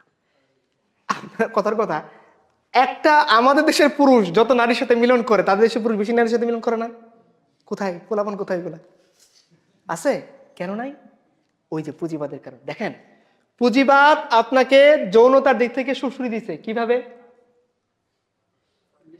সব জায়গার মধ্যে নারীদেরকে বলছে না, ও পর্দা করলে ব্যাকটেরিয়া, ঠিক আছে কাপড় চোপড় খুলে আসো। আপনি বলেন তো দেখি, কোনো কিছু মনে হয় না, তাই না? যদি আপনি একটা কাপড় চোপড় ছাড়া নারী দেখেন, কোনো কিছু ফিল হয় না। না ফিল হলে কলিকাতা হার বলে খাবেন, তাহলে দেখেন ফিল হয় কিনা? ফিল হয়। পশ্চিমে আপনি যাবেন, ম্যাক্সিমাম নারী কি মানে নিকাব টিকাব, হাত মোজা পা মোজা পরে কণ্ঠ পর্দা করে চলতেছে না? কিভাবে চলতেছে? যেভাবে চলা করছে সেভাবে চলতেছে। এটা দেখলে সভাপতি আপনার কি মনে হবে? কি হবে এই সোসাইটির মধ্যে? এবং এমন সোসাইটি, হাত বাড়ালে আপনি কি পাবেন? যে কোনো নারীকে বিছানা নিতে পারবেন। এইটা তারা প্র্যাকটিস করতে করতে এমন পর্যায়ে আসছে যে এখন তারা আর শুধুমাত্র ছেলে মেয়ের রিলেশন চায় না, এখন তারা কি চায়? ছেলে ছেলে রিলেশনশিপ চায়। ছেলে মেয়ের রিলেশনশিপ চায় না, মেয়ে মেয়ের রিলেশনশিপ চায়। এখন এইটা তো গেছেই, এইটাও টেস্ট করতে করতে আর ভালো লাগে না, এখন কি চায়? পশুর সাথে। কানাডা বা বিভিন্ন দেশে দেখে না আন্দোলন করেছে, তারা কি চায়? এরপর আর কি চায়? ট্রান্সজেন্ডার হইতে চায়। একটা ছেলে কি হইতে চায়? মেয়ে ছেলে হইতে চায়। এটা কি তাদের দেশের জন্য সমস্যা না? যখন আপনি ইসলামের দৃষ্টিকোণটা বন্ধ করেন যে আপনি ইসলাম দরকার নেই, বললাম তো আমরা ইসলাম দরকার নেই, কারণ বেঈমানরা ইসলামে দরকার পড়ে না বেঈমানদের। বলেন তো দেখি, আপনি যখন পুরুষ পুরুষ নারী নারীর সম্পর্কের অনুমোদন দিবেন, ওই গ্রোথ রেট বার্থ রেটে আপনার সমস্যা হবে না? নারী নারী নারী পুরুষের মিলন দিয়ে আপনি এটা বাড়াইতে পারেন নাই। আপনি যখন নারী নারী আর পুরুষ পুরুষের মিলন দিবেন, বাচ্চারা কোথায় হবে? আর তো কোনো প্রসেসই থাকলো না ওখানে। তাও তো একটা প্রসেস ছিল, সম্ভাবনা ছিল। এখানে সম্ভাবনা আছে? সম্ভাবনা নেই। আপনি তো টোটালটাই বন্ধ করে দিলেন। আপনার নেক্সট জেনারেশন হুমকির মুখে পড়বে কি পড়বে না? আপনি পৃথিবী আবাদ করবেন কি দিয়ে? আপনি যে ওয়ার্ল্ডের টেস্ট বেবি কয়জনের কাছে নিতে পারবেন? কারণ কি, ওরা তো যৌবন আছে, যে টেস্ট বেবি যে পাইলে, টেস্ট বেবি তো আসলে স্বপ্নটা টেস্ট হয় না, কোথায় হয়? আগে ভ্রূণটার কোথায় শুরু হইতে হয়? জরায়ুতে শুরু হইতে হয়। ই করে দেয় টেস্ট টিউবের বিবির মধ্যে খালি কি ফার্টিলাইজেশন করে দিতে হয়, করে স্যারেগেটি মাদারের কাছে দিতে হয়। টেস্ট টিউবের মধ্যে তো বাচ্চা হয় না ভাই। টেস্ট টিউব বেবিটা কেন বলা হয়? এর শুরুটা করে দেয় টেস্ট টিউবের মধ্যে, দিতে হয় পরে কোথায়? স্যারেগেটি মাদার লাগে। লাইভ বায়োলজিক্যাল কোন মানুষ লাগে, মেয়ে লাগে, দেশের তো আপনি পারবেন না। তো আপনি এইভাবে কয়টা মেয়েকে ভাড়া করবেন? কয়টা নারী প্রস্তুত থাকবে এরকম? তো এরকম। আচ্ছা, তো পুঁজিবাদ কেন চায় এই জিনিসগুলো চলুক? যে ভাই আপনি তো এত সমস্যার কথা বলেন, এটা তো ঠিক কথা। পশ্চিম তো নিজেও জানেন তার সমস্যা। পুঁজিবাদ কেন চায় না? ওয়েস্টে একটা ট্রান্সজেন্ডার হইতে গেলে প্রায় $3 লাখ খরচ হয়। কত লাখ ডলার? তো ও কেন চাইবে যে আপনি ট্রান্সজেন্ডার না হন? আপনি স্বাভাবিক মানুষ থাকলে তার প্রফিট ম্যাক্সিমাইজ হবে না অস্বাভাবিক হলে প্রফিট ম্যাক্সিমাইজ হবে? দেখেন, একটা চিন্তা করেন, আপনাকে প্রথমে আপনার জন্ম থেকে চিন্তা করেন, মানে আমাদের না, ওয়েস্টের জন্ম কথা যদি বলি, প্রথমে আপনাকে বলছে যে আপনি ফ্রি সেক্স, আপনি চাইলে যে কোনো ছেলে যে কোনো মেয়ের সাথে রিলেশন করতে পারবে। ওকে, আপনি বলবেন যে ভাই মিলন করার পর তো বাচ্চা আসবে, ও বলবে কোনো সমস্যা নেই, কি আছে না আর অপারেশন আরো কিছু আছে, শরমের চোটে কইলাম না, সবকিছু কই দিয়ে লাগবে আছে না, আছে যে আপনি চাইলে কি করতে পারবেন, যে যত খুশি যতবার মিলন করতে পারবেন, কিন্তু আপনার নেক্সট জেনারেশন আসার ভয় আপনাকে করতে হবে না। এই প্রসেস আমার কাছে শুরু হলে বিজনেস। ঠিক আছে ভাই, আমি তো বাচ্চা চাই, আমি আমার সমকামী কিভাবে সম্ভব? কোনো সমস্যা নেই, সার্টিফিকেট মাদার আছে, আমি ভাড়া দিব। আর বলবো আমি লেসবিয়ান, কোনো সমস্যা নেই, স্পার্ম ব্যাংক আছে, স্পার্ম নিয়ে আসবা। স্পার্ম ব্যাংক, অগ্রণী ব্যাংক, জনতা ব্যাংক, স্পার্ম। আপনি চাইলে কি করতে পারবেন? Sperm bank. এক তো আপনি ভাড়া করলেন একটা নারীকে টাকার বিনিময়ে বা একজন গার্লফ্রেন্ডকে, এখন আপনার তো চিন্তা, কারণ একটা তো আল্লাহ সিস্টেম দিয়ে দিয়েছেন, এখন তো বাচ্চা চলে আসবে, ওটা বন্ধ করার জন্য তাদের শর্ট মেয়াদের ওষুধ আছে, লং মেয়াদের ওষুধ আছে। আর যদি বলেন না ঠিক আছে এইভাবে চাই, কিন্তু আমি সন্তান ধারণ করতে চাই না, কিন্তু একটা সন্তান দেখতে চাই, কোনো সমস্যা নাই, স্যারোগেসি পদ্ধতি আছে, স্যারোগেটিভ মাদার আছে, অথবা আপনি স্পার্ম ব্যাংক আছে, আপনি যে কোনো কিছু পারবেন, এগুলো ফ্রিতে দিবে, তাই না? রাস্তা রাস্তায় যে ওয়াশার পানির কল থাকে, এরকম স্পার্মের কল থাকবে না, একটু নিয়ে এসে আপনি ব্যবস্থা করে দিবেন, এরকম হবে বিষয়টা? এরকম না, শাকসবজির মধ্যে একটা সেরিগটি মাদার 10 টাকা বেগুনের মধ্যে 1 কেজি কিনে নিয়ে আসলে এরকম না, বিজনেস। বাচ্চা, আচ্ছা আপনি তো আগেই সিদ্ধান্ত নিয়েছেন যে বাচ্চা শুধু আপনি দেখবেন, পারবেন না। আরেকটা কথা, যে সন্তান আপনি জন্ম দেন নাই, আপনার ঔরস থেকে জন্ম নেন, এর প্রতি আপনার মহব্বত থাকবে? আপনি যত দাদা চাচা খালা মামা বলে ডাকবেন, আব্বা বলে ডাকবেন, নিজের সন্তানের প্রতি যে মহব্বত সেটা কখনো এই অন্য সন্তান থেকে হবে না। আপনি কি করবেন? জাস্ট 2-1 বার কি বলবেন, চাইল্ডস ডেতে গিয়ে বাবাকে এটা ফিডার কিনে দিয়ে আসবেন, কিছু খাবার কিনে দিয়ে আসবেন। কারণ কি, সমস্ত দায়িত্ব কে পালন করতেছে? পুঁজিবাদ। সে বলতেছে কোনো সমস্যা নেই, বাচ্চা জন্ম দিছো, বাচ্চা পালতে চাও না, আমরা তো আছি, আমরাই তোমার মা। ওই যে একজন বলছিল না যে কাঁদতেছে কেন, বলছে আমার মা মারা গেছে, সবাই বলছে আমরা তোমার মা, আমার বাপ মারা গেছে, সবাই বলছে আমরা তোমার বাপ, আমার বউ মারা গেছে, কেউ বললো না আমরা তোমার বউ। সে খুব মনের মধ্যে হতাশ যে আগের কটা কন্টিনিউশন হলে কত না ভালো হইতো। এরকম ওরা বলবে কি সমস্যা নেই আমরা তোমার মা, কিন্তু এই মা কিন্তু পেইড মাদার, আপনি তাকে কি করতে হবে? টাকা পে করতে হবে। ইউনিসেফের একটা রিপোর্ট আছে, দেখেন পুঁজিবাদ কি করতেছে, আপনাকে কিভাবে শরীয়তে প্রত্যেকটা পদে ব্যবসা করতে চাচ্ছে, এটা বুঝলে আমাদের কথা শেষ, আর কথা দরকার নেই। বাচ্চা পালবেন, মার দুধ খাইতেছেন, এখন কি আসবে?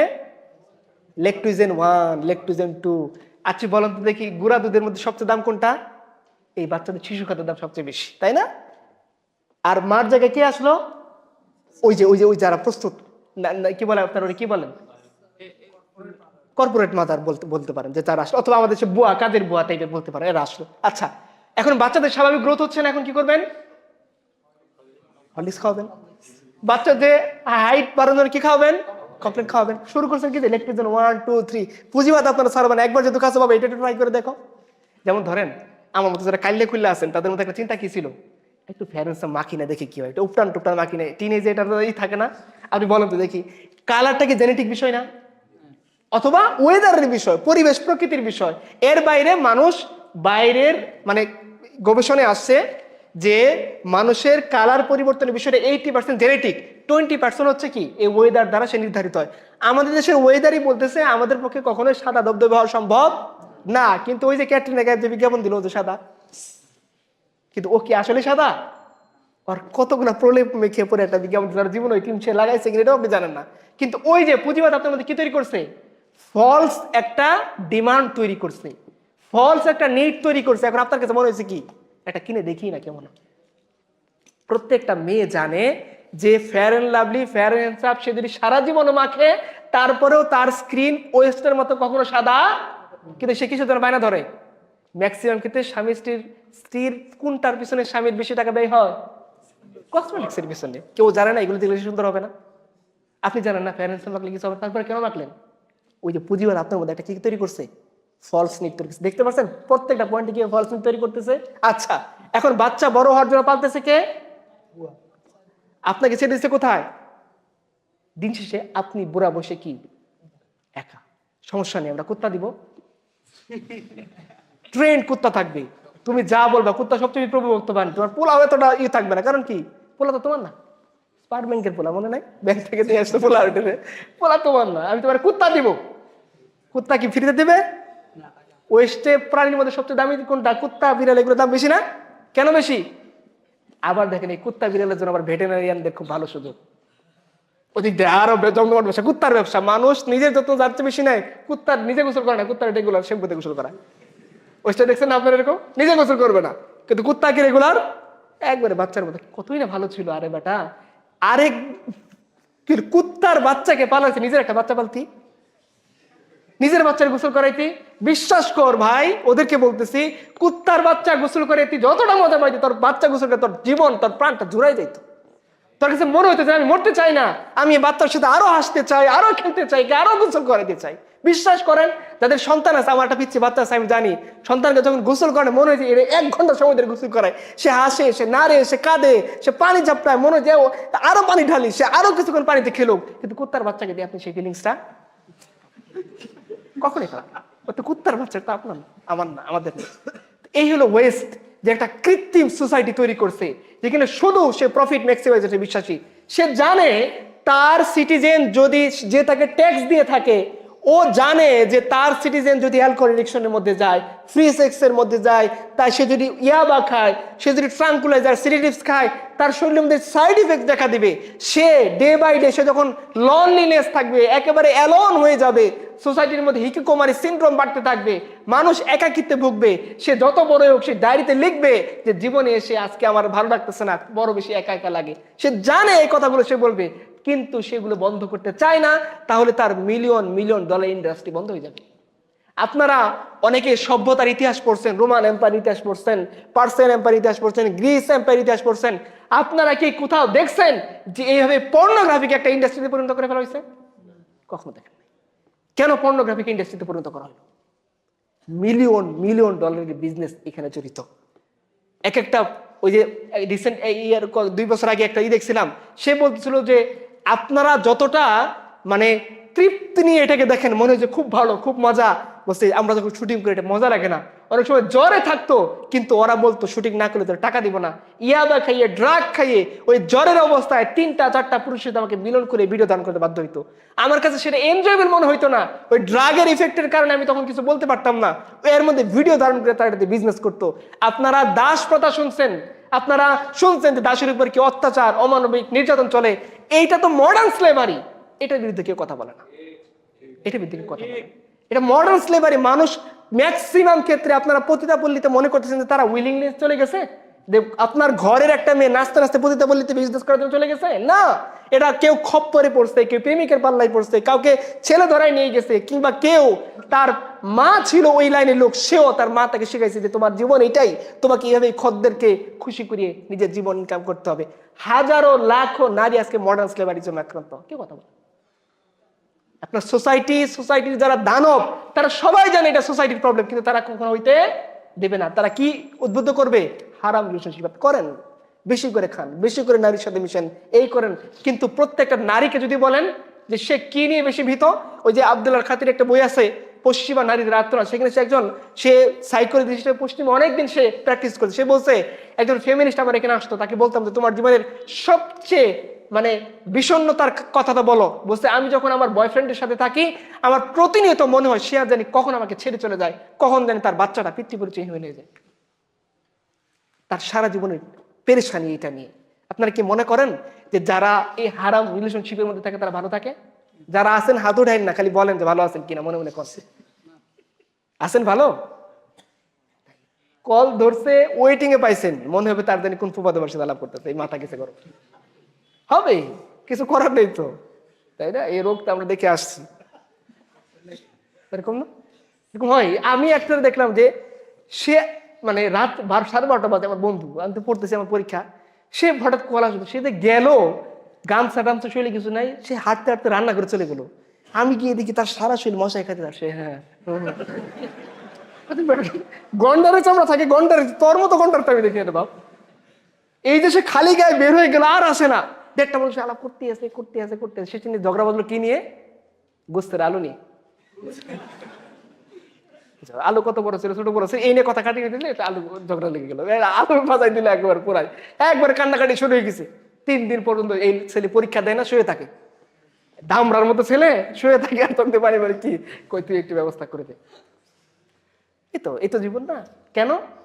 আপনার আল্লাহর দিন মানে না, ঠিক আছে, বোঝা দরকার। 2টা জিনিস মনে রাখেন, মনে রাখবেন কি? Oxytocin, dopamine. কি? Oxytocin, dopamine. এখন একটা এক্সাম্পল দিই। মা যখন সন্তানকে জন্ম দেয়, সবচেয়ে কষ্টকর কাজ না? একটু আগেই বললাম, সবচেয়ে কষ্টকর কাজ যে নারীদের জীবনে একটা সন্তানকে দুনিয়াতে ভূমিষ্ঠ করে জন্ম দেওয়া। বলেন এই জন্ম দেওয়ার পর মা কেন তার সন্তানকে 7 রাজার ধন মনে করে? ওয়াই? এই সময়ে আল্লাহ সুবহানাহু ওয়া তাআলা হরমোন নিয়ে পড়ছেন, জানেন এই সময়ে এত বেশি পরিমাণে অক্সিটোসিন নিঃসৃত হয়। অক্সিটোসিন হরমোনের কাজই হলো মানুষকে সুখ দেওয়া। কি দেওয়া? পুলক দেওয়া, আনন্দ দেওয়া। অর্গাজম আপনারা বলেন না, অর্গাজম শুধু ওই ক্ষেত্রে হয় না, দুনিয়াবি ক্ষেত্রে অর্গাজম আছে। প্রশান্তি, পুলক, শীর্ষ একটা শান্তি আছে। মা যখন অক্সিটোসিন নিঃসৃত হয়, সেই শীর্ষ শান্তিটা পায় যে 9 মাস কষ্ট করার পরে আমার সদ্য আমার 7 রাজার ধন আজকে ভূমিষ্ঠ হয়েছে। তাকে কোলে নেই, তাকে দুধ খাওয়াই, তাকে আদর করি, তাকে চুমু দেই, তাকে গোসল করাই। এই যে ফিলিংস কিসের কারণে আসে? আর ওয়েস্টে গবেষণা বলতেছে মানুষ যখন প্রেমের এই এই কি বলে, এটা কি বলে জানি, গেরাকল না কি বলে, এটার গেরাকলে যখন পরে এদিকে আসতে পারে না কাটে, ওইদিকে যাইতে পারে না কাটে, 2 দিকে সমস্যা, তাই না? যে সে না তাকে নিয়ে সন্তুষ্ট না, সে তাকে নিয়ে সন্তুষ্ট, তারপর দুজনের নিয়ে চিন্তা করছে, সে কি করবে বলেন না? কেন 7 সাগর 13 নদী পাড়ি দিবে না? শুধু ভালোবাসা দিয়ে আছে না, পাড়ি দিয়ে ফেলতেছে। যদি বলে যে চলো বাবা সমুদ্রের মাঝখানে ছাড়িয়ে দেবো, তুমি আসো বুট পার হয়ে, না আসতে পারবে না। কিন্তু 7 সাগর পাড়ি দিয়ে ফেলতেছো, কথা দিলা পাথরে ফুল ফোটা বা সাগরের ঢেউতা বাবা চলো ওরে বন্যার ত্রাণ কাজে নিয়ে যাবেন, যাও বাঁধ নির্মাণ কাজে যুক্ত হও। তুমি না বলছো সাগরের ঢেউতা বাবা, নদীর ঢেউতা মাও, পারবে? বোকাস, মিথ্যা কথা, পারবে না। এবং ইন ফিউচারে সে আসলেই পারবে না, পারবে। কাপুরুষরা কখনো মেয়েদের দায়িত্ব নিতে, কাপুরুষ শুধু ভোগ করতে পারে, ভোগ করে সুতরাং রেসপন্সিবিলিটি না, আমি তোকে চিনি না, ছেড়ে দিবে। আর রেসপন্সিবল পারসন যারা দায়িত্ব নেয়, 1টা 2টা 3টা 4টা দায়িত্ব নিতে পারে, মার দায়িত্ব নেয়, পরিবারের দায়িত্ব নেয়, সন্তানের দায়িত্ব নেয়, নাতির দায়িত্ব নেয়। সে চিন্তা করে আমার নাতি কিভাবে খাবে, সন্তান কিভাবে থাকবে, কিভাবে তাদেরকে ভালো মানুষ করানো যায়। এটা কিসের কারণে হয়? অক্সিডেশনের কারণে। আর যখন আপনি হারাম কাজে যুক্ত হবেন, হারাম বাদ দেন, যদি আপনি বলেন আপনার নেচার যে কাজটা আপনাকে করার জন্য ফিট করে বানাইছে, আপনি যখন এটার এগেইনস্টে যাবেন তখন কি নিশ্চিত হবে? ডোপামিন। ডোপামিনের কাজ কি বলেন? এই যে আপনার মাঝে মাঝে দেখবেন যে নেশাখোর যারা, নেশার সার্কেল যখন ঘুরে ওই টাইমে আসে তখন কি হয়ে যায়? তার শরীর কাঁপতে থাকে। সেই নেশা না নিলে কি হয় না? শান্ত হতে পারবে। ওই যে একটা নেশা করে পুলিশ ধরছিল না, হাজতে গিয়ে লাইট টাইট ভাঙা শুরু করছে, পুলিশ তো ডরে তার নেশা নিচ্ছে, বাবা খায় শান্ত, পিঠে শোনা করতে পারছে না, পুলিশের উপরে তেড়ে আসতেছে। কেন? ওর নেশার চক্র শুরু হয়ে গেছে। এখন এই যে আপনার ঐশীর নাম শুনছেন না, ঐশী তার পিতা মাতাকে কেন মারছিল? ইয়াবার টাকার জন্য, ইয়াবার টাকার জন্য। সার্কেল ঘুরে আসলে তখন আর মাথা ঠিক থাকে না, তখন কি হয়? যে কোনো মূল্যে আবার নেশার টাকা জোগাড় করতে হবে। এই যে রেপ হয়, এই যে ধরেন ম্যাক্সিমাম ছিনতাইকারী কি থাকে? নেশার টাকা জোগাড় করতে তারা কি করে? ছিনতাই করে। কারণ কি? ওই নেশার সাইকেল যখন ফিরে আসে তখন তার মাথার মধ্যে কি নিঃসরণ হইতে থাকে? ডোপামিন। ডোপামিনের কাজ কি? অনবরত উদ্দীপনা দিবে, এটা কর, এটা কর, এটা কর। এটা করতে গিয়ে সে হিতায় জ্ঞান হারাই ফেলবে। কারণ ডোপামিন তাকে বলবো ওইটা না করা পর্যন্ত সে তার অর্গাজমের লেভেলে পৌঁছাইতে পারবে না, ওইটা তাকে করতেই হবে। আর ওইটা যখন সে করবে, সে আরেকটা বড় ফাঁদের মধ্যে পারবে। সে সফট কোর থেকে হার্ড কোর, বিকৃতকামী, এরপরে আরো কিছু হইতে থাকবে, সে নিজেই জানে না। কারণ কি? পাগলা ঘোড়া খেপেছে, চাবুক ছুড়ে মেরেছে, কথা আছে না এরকম, পাগলা ঘোড়া খেপাই দিচ্ছে। তো আপনি যদি আপনার ফিতরাতের পাগলা ঘোড়াকে খেপাইতে না চান, আপনাকে অক্সিটোসিনের কাছে আসতে হবে। আপনি যদি আপনার মাথায় অনবরত ডোপামিনের নিঃসরণ শুরু হয়, এই ডোপামিনের দাসত্বে পরিণত হবেন। একটা টাইম পরে পরে সে আপনাকে কি বলে স্টিমুলেশন দিতে থাকবে। আপনাকে সে ড্রাগ নিতে হবে, ওই নারীর কাছে যাইতে হবে, অবৈধ সম্পর্ক করতে হবে। এছাড়া আপনি আপনার অন্তরে যে প্রশান্তি সেটা কখনোই পাবেন না। লাস্ট কথা, যে আপনারা যদি মনে করেন যে কোনো প্রকার ট্রিটমেন্ট নিয়ে আপনি আপনার রুহকে, আপনার কল্পকে ভালো করবেন, তাহলে আমি প্রথমেই বলে রাখি, আধুনিক সায়েন্স কিন্তু রুহকে, কল্পকে অস্বীকার করে। মনকে স্বীকার করে? তাহলে মনোবিজ্ঞান দিছে কেন না? একদিকে মডার্ন সায়েন্স মনকে স্বীকার করে না, আবার কি পড়াচ্ছে? মনোবিজ্ঞান পড়াচ্ছে। আসলে সে মনকে স্বীকার করে না, রুহকে স্বীকার করে না, বা রুহের জন্য তার কাছে কোনো ট্রিটমেন্ট নাই। রুহের একমাত্র ট্রিটমেন্ট কি? রাসূলুল্লাহ সাল্লাল্লাহু আলাইহি ওয়াসাল্লাম বলছেন যে আদম সন্তানের কলব, তার রূহ, তার আত্মা, তার অন্তর, তার মাইন্ড আল্লাহ সুবহানাহু ওয়া তাআলার 2 আঙ্গুলের মাঝখানে। তিনি যখন চান এটাকে যে কোনো সময় কি করতে পারেন? ঘুরিয়ে দিতে পারেন। এবং আল্লাহ সুবহানাহু ওয়া তাআলা বলছেন, মনে রেখো, কোনো ডাক্তার, কোনো ইঞ্জিনিয়ার, কোনো সায়েন্টিস্ট, কোনো ওয়েস্টের ফিলোসফার তোমার এই রূহকে পরিতৃপ্ত করতে পারবে না। আলা, জেনে রাখো, বিযিকরিল্লাহি তাতমাইন্নুল কুলুব, একমাত্র আল্লাহ সুবহানাহু ওয়া তাআলার সামনে আত্মসমর্পণ করেই তুমি তোমার রূহকে প্রশান্ত করতে পারবে। এর বাইরে সম্ভব না, সম্ভব না। যদি সম্ভব হইতো তাহলে ওয়েস্ট আজকে আত্মহত্যার প্রবণতা এতটা বেশি আগে যেত। এখনই সার্চ দেন, দেখেন ওয়েস্টের কান্ট্রিগুলো দেখেন, ইস্টের কান্ট্রিগুলো দেখেন, বিশেষ করে মুসলমান যেখানে সংখ্যায় বেশি এই দেশগুলো দেখেন, আত্মহত্যার সিরিয়ালে কারাই গিয়ে আছে বিশৃঙ্খলা লেভেলে, যে প্রকাশ্যে গুলি করে মানুষ মেরে ফেলা। ইউরোপ আমেরিকায় বেশি না আমাদের দেশে বেশি? আমাদের দেশে কম।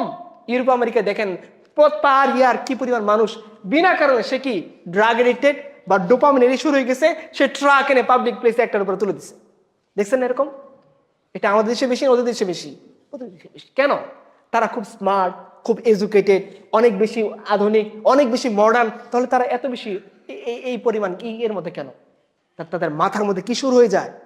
অনবরত হারাম কাজ, অনবরত গুনাহ, অনবরত অশ্লীলতা করতে করতে কি করে শুরু হয়ে যায়? ডোপামিনের বন্যা শুরু হয়ে যায়। এই জন্য আল্লাহ সুবহানাহু ওয়া তাআলা এর বিপরীতে আমাদের কি দিয়েছিলেন? অক্সিটোসিনের ব্যবস্থা করেছেন। এটা কিসের মাধ্যমে নিঃসরণ হবে? হালাল কাজের মাধ্যমে। শেষ। এখন বললেন, ভাই তাহলে কি করব? আমি কি এখন তাহলে আজকে থেকেই বড় একটা জুব্বা কিনে 5,000 কোটি টাকা তসবিহ নিয়ে বটতলায় না গিয়ে ছাদের উপরে উঠে ইয়া নফসি ইয়া নফসি করতে থাকবো? এগুলো করতে থাকবেন না।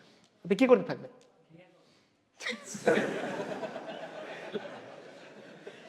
আর যদি বিয়ে করতে না পারেন, ও তো আছেই, আরো সমস্যা সমাধান আছে। দেখেন কত সুন্দর সুবিধা করে দেখা হয়েছিল। রাসূলুল্লাহ সাল্লাল্লাহু আলাইহি ওয়াসাল্লাম বলছেন, কিয়ামতের দিন এক প্রকার ব্যক্তি থাকবে যাদেরকে দেখে নবীরা ঈর্ষা করবে, সিদ্দিকরা ঈর্ষা করবে, শহীদরা ঈর্ষা করবে। নবীকে? ইয়াহইয়া, ইউনুস, মুসা, ঈসা, আদম, নূহ, সমস্ত নবী, মুহাম্মদ রাসূলুল্লাহ, ওনারা বলতেছেন, আল্লাহ রাসূল বলতেছেন নবীরা ঈর্ষা করবে। শহীদকে? হামজা ইবনে আব্দুল মুত্তালিব, জাফর ইবনে আবু তালিব, তারপর উমর, উসমান, আলী, সমস্ত শাহাদায়ে কেরাম, সোহাদায়ে কেরাম কি করবেন? ঈর্ষা করবেন। সিদ্দিককে? সিদ্দিক আকবর, হযরত আবু বকর সিদ্দিক রাদিয়াল্লাহু আনহু, ওনারা ঈর্ষা করবেন একদল ব্যক্তিকে দেখে। আল্লাহ রাসূলকে জিজ্ঞাসা করেছে, ইয়া রাসূলুল্লাহ, তাদের পরিচয় কি? বলছে, তারা হচ্ছে ওরা যারা শুধুমাত্র আল্লাহর বরত্ব এবং মহত্বের জন্য একে অপরকে ভালোবাসত, ভ্রাতৃত্বের বন্ধন বজায় রাখত। ওইটাও একটা প্রেম, যে প্রেম আপনাকে রাতের বেলা গন্ডার বানাই দিছে। ওইটাও একটা প্রেম, যে প্রেম আপনাকে বাচ্চা বাঁধতে, কুত্তার বাচ্চা পালতে বাধ্য করতেছে। এটাও একটা প্রেম, যে প্রেম আপনাকে ভালোবাসা এমন পর্যায়ে নিয়ে গেছে যে কিয়ামতের দিন আপনার রিওয়ার্ড দেখে, আপনার পুরস্কার দেখে, আপনার বিনিময় দেখে, আপনার বদলা দেখে নবীরা, সিদ্দিকরা, শহীদরা ঈর্ষা করতেছে। আল্লাহ রাসূল সাল্লাল্লাহু আলাইহি ওয়াসাল্লাম বলছেন, আবু হুরায়রার বর্ণনা, কিয়ামতের দিন একদল মানুষ থাকবে, এদেরকে নূরের মিম্বরের উপর বসিয়ে দেওয়া হবে, জল জল ঝকমক করতে থাকবে তাদের সিংহাসনগুলো। মানুষ দূর থেকে দেখে বলবে, এরা কারা? এরা মধ্যে অনেক বড় আল্লাহওয়ালা, অনেক বড় বুজুর্গ, অনেক বড় পীর সাহেব, অনেক বড় শাইখুল হাদিস। বলবে না, এরা হচ্ছে তারা যারা শুধুমাত্র আল্লাহর ওয়াস্তে একে অপরকে মহব্বত করছিল।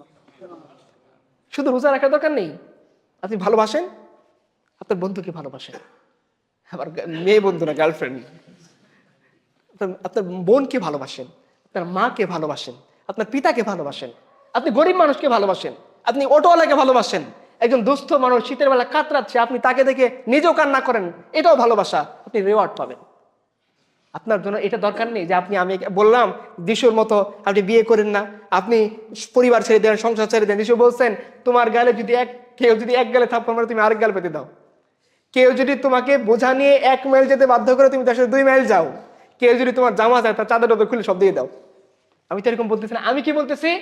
আমি বলতেছি আমাদের রাসূলুল্লাহ সাল্লাল্লাহু আলাইহি ওয়াসাল্লাম বলছেন, শুনে রাখো, যদি কেউ তার পরিবার, পরিজন, ঘর বাড়ি, সম্পদকে রক্ষা করতে গিয়ে মারা যায়, সে শাহাদাতের সওয়াব পাবে। আমি তো এটার কথা বলতেছি। আপনাকে বলা হয় নাই যে আপনি দুনিয়ার সব ভালোবাসা ছেড়ে দিয়ে একেবারে আপনি সন্ন্যাসী হয়ে যান। না, সন্ন্যাসিজম এটা ইসলামের মধ্যে নেই। ইসলাম সামাজিক ধর্ম, ইসলাম পারিবারিক ধর্ম, ইসলাম রাজনৈতিক ধর্ম, ইসলাম অর্থনৈতিক ধর্ম, ইসলাম সমস্ত কিছুর সমাধান। ইসলাম আপনাকে বলতেছে, তুমি এমন পরিবার গঠন করো, পরিবার নাই, সমস্যা নেই, পিতামাতার প্রতি ইহসান করো, ওয়াবিল ওয়ালিদাইনি ইহসানা, পিতামাতাকে খেদমত করো, পিতামাতাকে ভালোবাসো, প্রত্যেকটা ভালোবাসার বিনিময়ে আল্লাহ তোমাকে কি দিবেন? রিওয়ার্ড দিবেন। এর চেয়ে বড় ভালোবাসার কথা কি? আল্লাহ এবং তার রাসূলকে ভালোবাসা।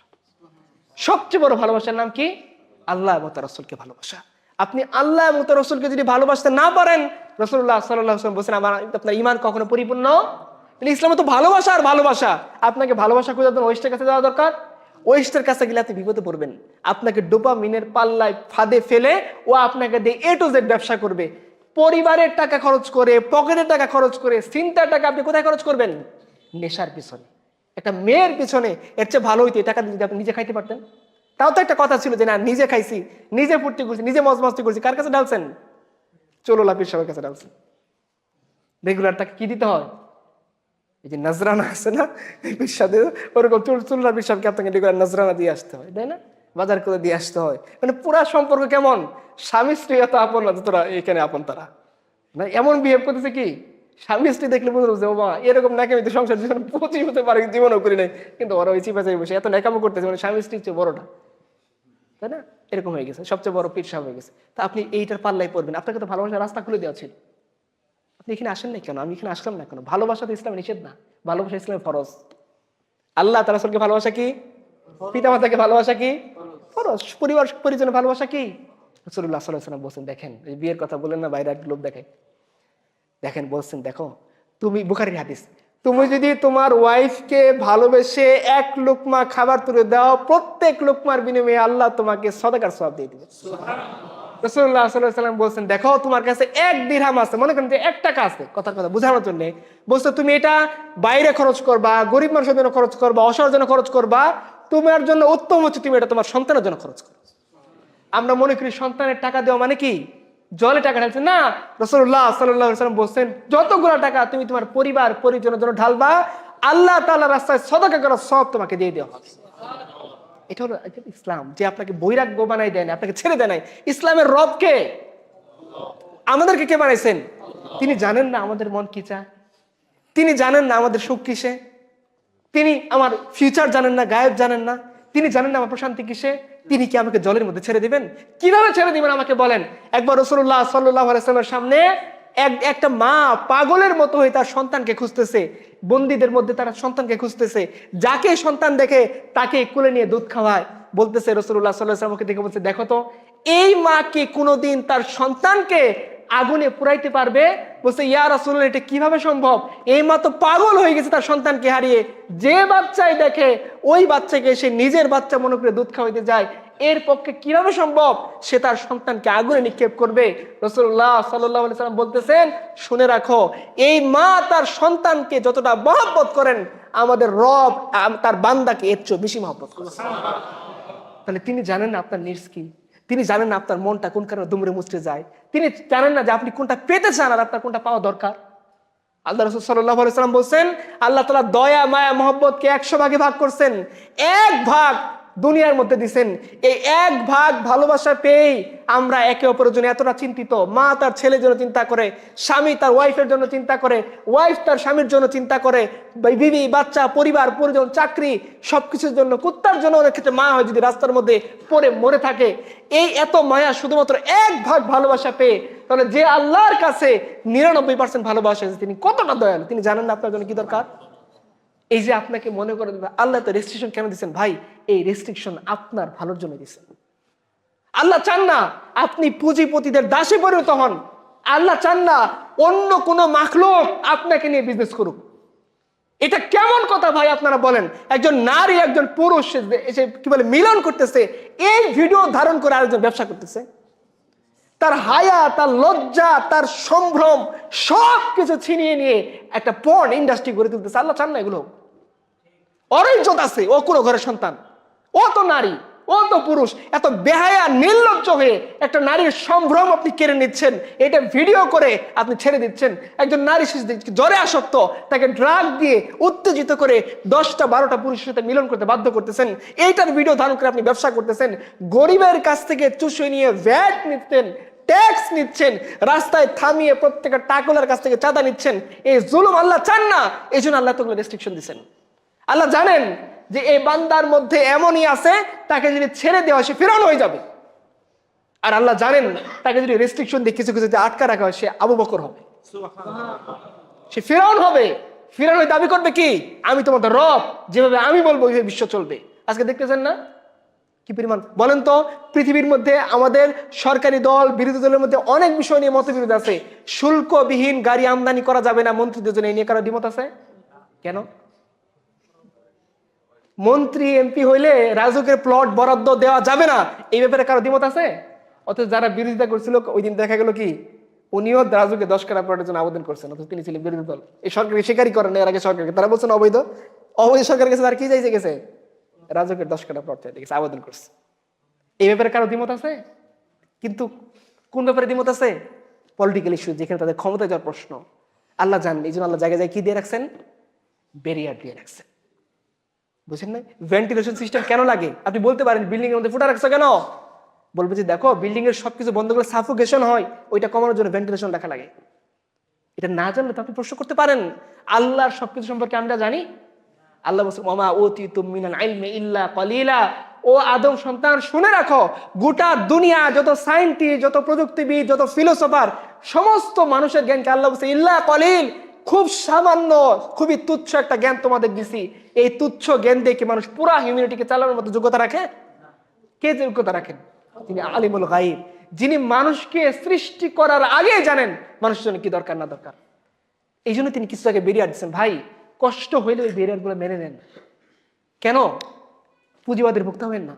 আর তোমাদের ফলস নিড ক্রিয়েট করবে, আপনি ওকে কি করবেন, একটা কমপ্লেন কিনে ফেলবেন, এটা ওর ব্যবসা হবে, আপনার কোনো লাভ হবে না। আপনি কোল্ড ড্রিঙ্কস খাবেন, ওর ব্যবসা হবে, আপনার কোনো লাভ। আপনি হরলিক্স কিনে খাবেন, ওর লাভ হবে, আপনার কোনো লাভ। ফেয়ার এন্ড হ্যান্ডসাম দিবেন, কোনো ফেয়ারনেস আপনার হবে না, কার লাভ হবে? আল্লাহ। এই ফলস নিডের পালে আল্লাহ মানুষকে ফালাইতে চান না। আল্লাহ চান না যে কোনো মানুষ কোনো মানুষের গলায় পারে দিয়ে বিজনেস করুক, এটা আল্লাহ চান না। আল্লাহ প্রত্যেককে তার অধিকার দিতে চান, কিন্তু কাউকে জালিম বানাইতে চান না, কাউকে মজলুম বানাইতে চান না। এই জন্য আমাদের দায়িত্ব কি ভাই, আল্লাহর যে বেরিয়ার, যে হারাম যদি আপনারা বলেন এগুলো আল্লাহর জন্য দেন নাই, আল্লাহর জন্য দিচ্ছেন। বলেন তো দুনিয়ার সমস্ত মানুষ যদি আল্লাহর না মানে আল্লাহর কি ক্ষতি হবে আমাকে বলেন তো ভাই? কোনো ক্ষতি হবে ভাই? দুনিয়ার সমস্ত মানুষ যদি আল্লাহকে অমান্য করে আল্লাহর কোনো ক্ষতি নাই, আল্লাহর কোনো লাভও নাই। দুনিয়ার সমস্ত মানুষ যদি আল্লাহকে মানে আল্লাহর কোনো ক্ষতি নেই, আল্লাহর কোনো লাভও নাই। কারণ আল্লাহ সমস্ত লাভ লসের ঊর্ধ্বে, লাভ লস আল্লাহ সৃষ্টি করছেন, আল্লাহ লাভ লসের মুহতাজ। আপনি যদি মনে করেন যে আপনি দিন মানে আল্লাহর প্রতি ইহসান হবে, দরকার নেই আপনার মানা, আপনি আল্লাহর প্রতি কোনো ইহসান করতে পারবেন না। ওই বেরিয়ার হারাম বাধা, এটা করিস না, ওইটা করিস না, এটা এতটুকু কর, এটা আল্লাহ শুধুমাত্র আপনাকে বা আপনার জন্য দিচ্ছেন। কেন? এই নেচার, এই ফিতরাত, এই মানুষটাকে আল্লাহ বানাইছেন। আল্লাহ জানেন তার হার্ডওয়্যার, তার সফটওয়্যার কোন এনকোডেড, কোন কোড দিলে কাজ করবে, এটা আল্লাহ জানেন। এই জন্য আল্লাহ কোডিংটা ওইভাবে করছেন তার বিধানের মাধ্যমে, যাতে মানুষ কি না হয়ে যায়, নির্লজ্জ না হয়ে যায়, মানুষ মানুষের ক্ষুধা না হয়ে যায়, মানুষ মানুষের রব না হয়ে যায়। গোটা পৃথিবীর মধ্যে 50% সম্পদ কত জনের হাতে? 8 জনের হাতে। 8% না, 8 জনের হাতে পৃথিবীর কত পার্সেন্ট সম্পদ? আর আমি আপনি বিসিএস দেওয়ার জন্য 30 থেকে 35 বছর করার জন্য আন্দোলন করতেছি, তাই না? একটা ভিক্ষা দাও দাও, এই হলো আমার অবস্থা। আমি আপনি যদি ঋণ নিতে যাই, কি সুদ নেওয়ার জন্য উৎসাহিত করতেছি না, কি বলতেছি আমাকে সুদ ছাড়া দিবে। কিন্তু সচিবকে, আপনাকে গাড়ি ভাড়া বাবদ কয় হাজার টাকা দিছে বলেন তো সরকার? দিছে? ওকে কত টাকা দিছে? ওকে প্লট বরাদ্দ দিছে। ওর বেতনে 50,000 টাকা, বেতনে 50% টাকা কি দেয়? বাড়ি ভাড়া বাবদ দেয়। আপনার আরো তো ভাতা আছেই। 78,000 টাকা বেতন থেকে কত গিয়ে প্রায় 2 লাখ টাকার বেশি গিয়ে থাকে। এই ভংচং, এই সব করলে এগুলো কোত্থেকে নেওয়া হয়? আল্লাহ এই জন্য বেরিয়ার দিচ্ছেন। ইসলামে কিন্তু যারা প্রশাসক হবেন তারা খুব বেশি বাড়তি সুবিধা। ওমর ইবনে আব্দুল আজিজ, আমি কি আরেকটু বলবো না শেষ করে দিব? আচ্ছা, কতক্ষণ বললাম? এসে নামাজ কয়টায়?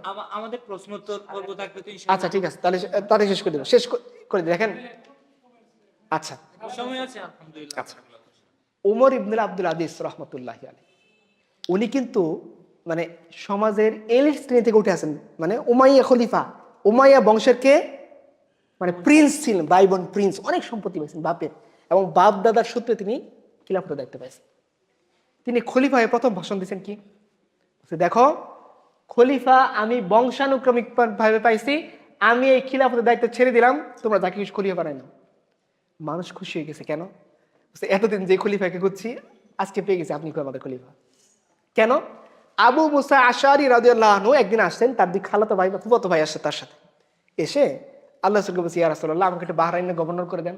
ওই দুজন এসে বলতেছে, রাসূলুল্লাহ সাল্লাল্লাহু আলাইহি ওয়াসাল্লাম বলছেন, দেখো আবু মুসা, যারা নেতৃত্ব চায় আমরা তাদেরকে নেতৃত্ব।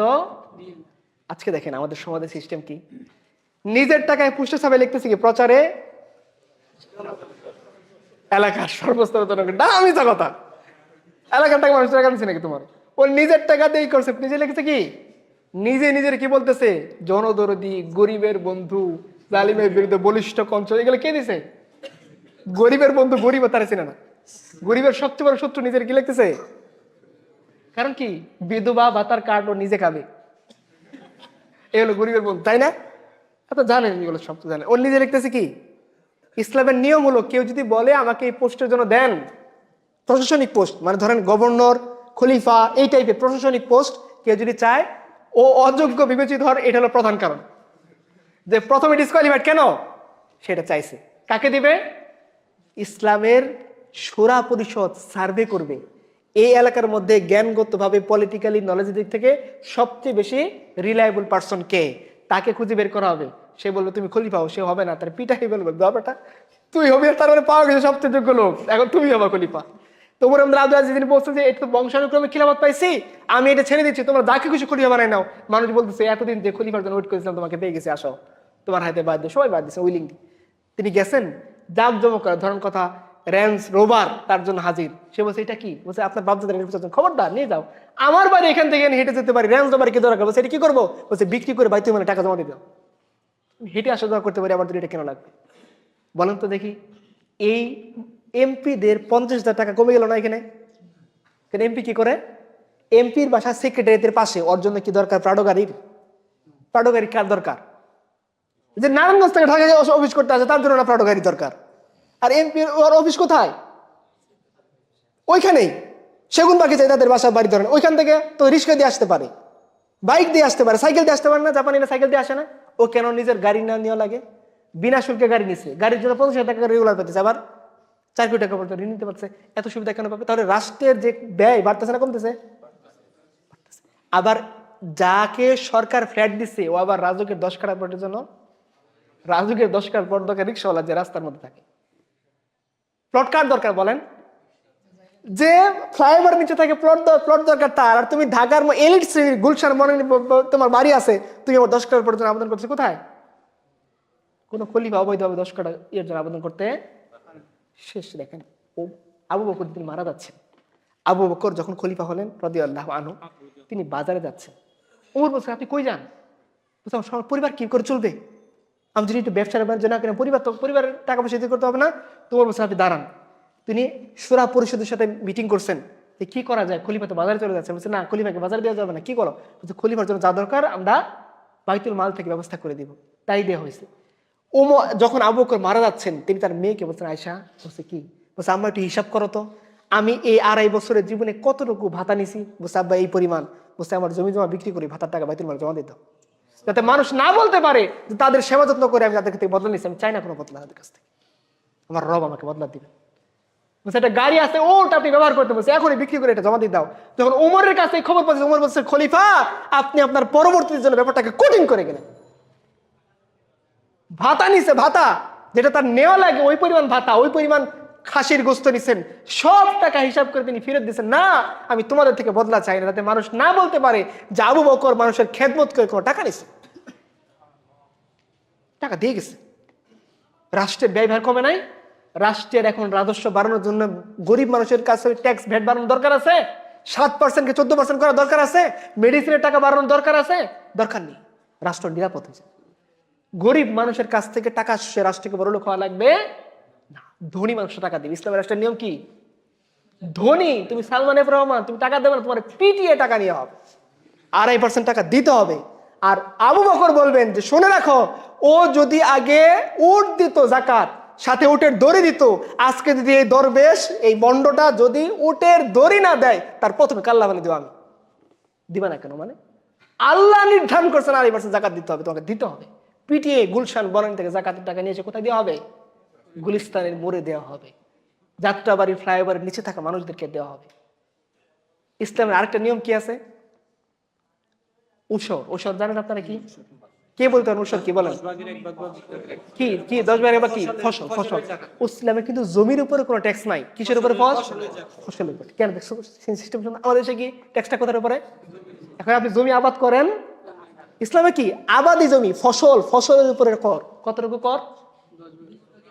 10 ভাগের 1 ভাগ হচ্ছে, হ্যাঁ 10 ভাগের 1 ভাগ হচ্ছে যদি আপনি বৃষ্টির পানি, প্রাকৃতিক পানি দিয়ে সেচ কাজ করেন তাহলে কত? আর যদি কৃত্রিম সেচ দেন, আপনি স্যালো মেশিন বা টিউবওয়েল দিয়ে সেচ, তাহলে কত? 20 ভাগের দেখেন আল্লাহ জানেন না? বান্দা বলবো না যে আল্লাহ পরিশ্রম করলাম সব দিয়ে দিব, আল্লাহ জানেন তো এটা, ঠিক আছে তোরে কমাই দিছি তুই 20 ভাগের 1 ভাগ দে। আর বৃষ্টির পানি ঘুমাই তসবি টিপস বৃষ্টি দিছি, এখন কি 10 ভাগের 1 ভাগ দে। মানে মানুষ খুব বেশি বার্ডেন ফিল করবে না। জাকাত কত পার্সেন্ট? 50%। 50% হলে প্রত্যেকটা বান্দা বার্ডেন ফিল করতো, আমার ইনকাম 50% দিব না। আল্লাহ কতটুকু দিচ্ছেন? আল্লাহ যেমন সাইকোলজি জানেন। বার্ডেন কেউ বলতে পারবে না যে বার্ডেন না, বার্ডেন না। 2.5% কত টাকা দিয়ে দাও। আর ফসলের কত দেখেন, মাঝে মাঝে কাঁচামরিচের কেজি কতটুকু হয়? কত হয়? 1400। 1200 টাকা, 400 টাকা। কি বলবো, এর আগের কুরবানিতে 1200 টাকা করে গেছে না? পেপারে এখন আছে, বাংলা ট্রিবিউন পত্রিকাতে দেখলাম, তখন গ্রামে 1200 টাকা হয়েছে।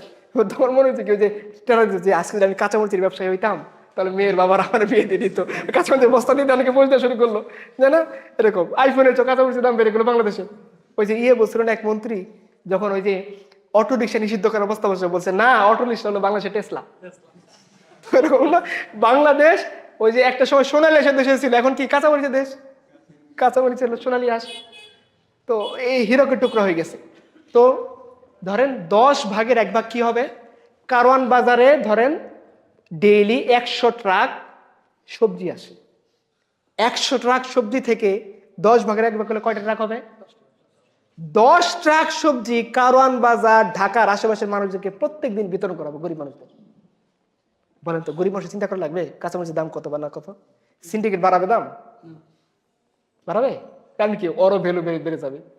ও যে 10 ট্রাক নিয়ে গেল, ও বেচবে না কিছু জিনিস, মানুষ দিবে না, আর ও বাড়াবে না। সিন্ডিকেটই নাই। আর কি সবজি তাকে কিনে খেতে, চাল গরিব মানুষকে কিনে খেতে, শুধু টাকা দিবে না, ভিক্ষাবৃত্তি না, ওকে সম্মানের সাথে। জাকাতের নিয়ম কি? যে জাকাতের হকদার তাকে জাকাত যে দিবে, ও বাড়ি গিয়ে দিয়ে আসবে, ভাই তুই আমার টাকাটা নিয়ে আমার উদ্ধার করে, এই যে নাও জাকাতের টাকা, এই যেন জাকাতের ফুলকপি, এই যেন জাকাতের কাঁচামরিচ নিয়ে নাও। রাষ্ট্রের জাকাত কালেক্টর যারা থাকবে, তা আমাদের দেশে আজকে ট্যাক্স কালেক্টর আছে না? ইসলামের রাষ্ট্রে কি থাকবে? জাকাত কালেক্টর।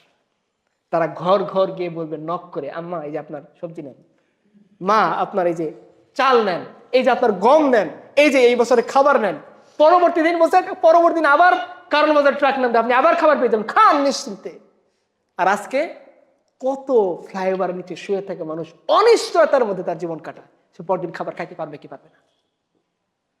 দেখেন না এরকম? তো এটা হলো আল্লাহ যে ব্যারিয়ার দিচ্ছেন কিছু কিছু ক্ষেত্রে, কেন দিচ্ছেন? আল্লাহর জন্য দিচ্ছেন। জাস্ট এটা বোঝানোর জন্য আমি এক্সাম্পলটা দিলাম। আল্লাহর জন্য দিচ্ছেন ভাই। আমাদের জাকাত কি আল্লাহ নেন? ব্যাপারটা কি এরকম যে আমরা জাকাত নিয়ে আমরা ফেরেশতার কাছে তুলে দিই, ফেরেশতা আল্লাহর কাছে নিয়ে যায়? কোথায় বিতরণ হয়? বান্দাদের মধ্যেই তো, সৃষ্টির মধ্যেই তো। আমরাই তো লাভবান হই। সমাজের টাকা কি হয় দেখেন, আমাদের দেশ যে গরিব, এই গরিব হওয়ার আরেকটা কারণ কি? টাকা পাচার হয়ে যাওয়া। কারণ কি?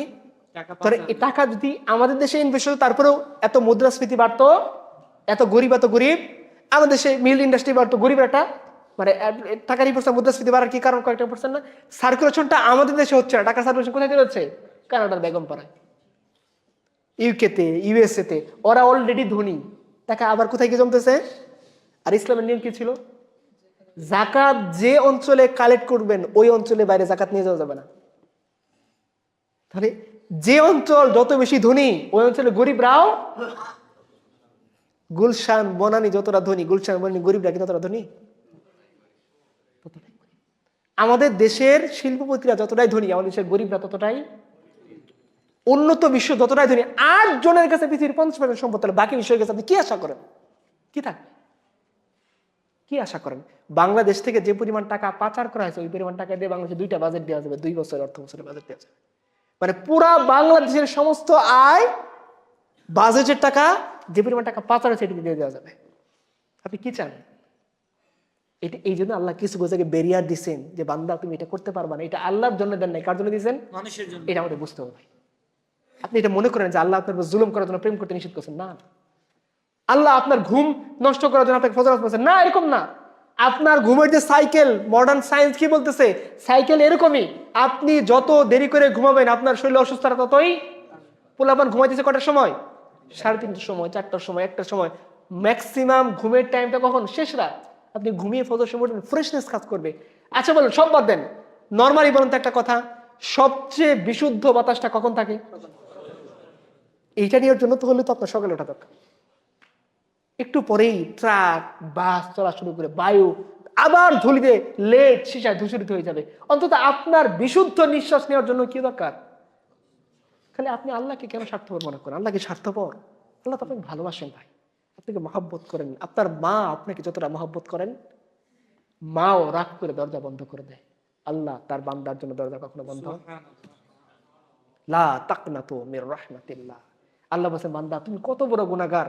ইয়া ইবনা আদম ইন্নাকা লাউ আতাইতানি বিকুরাবিল আরদি খাতায়া সুম্মা লাকিতানি লা তুশরিক বি শাইআ লা আতাইতুকা বিকুরাবিহা মাগফিরাতুন। বলতেছেন আল্লাহ হাদিসে কইছেন, ও আদম সন্তান, তুমি কি আমাকে মনে করছো আমি সেলফিশ, বাইবেলের ঈশ্বরের মতো আমি খুব প্রতিহিংসা করাও? না, এরকম না। শুনে রাখো, তুমি যদি গুনাহ করছো, কত গুনাহ? বলছে আল্লাহ আমি তো গুনাহ করতে করতে আসমান জমিন ভরাই ফেলছি, এত বেশি পরিমাণে গুনাহ করছি। আল্লাহ বলছে, আদম সন্তান তুমি হতাশ হয়ে না, লা তাকনাতু মির রাহমাতিল্লাহ।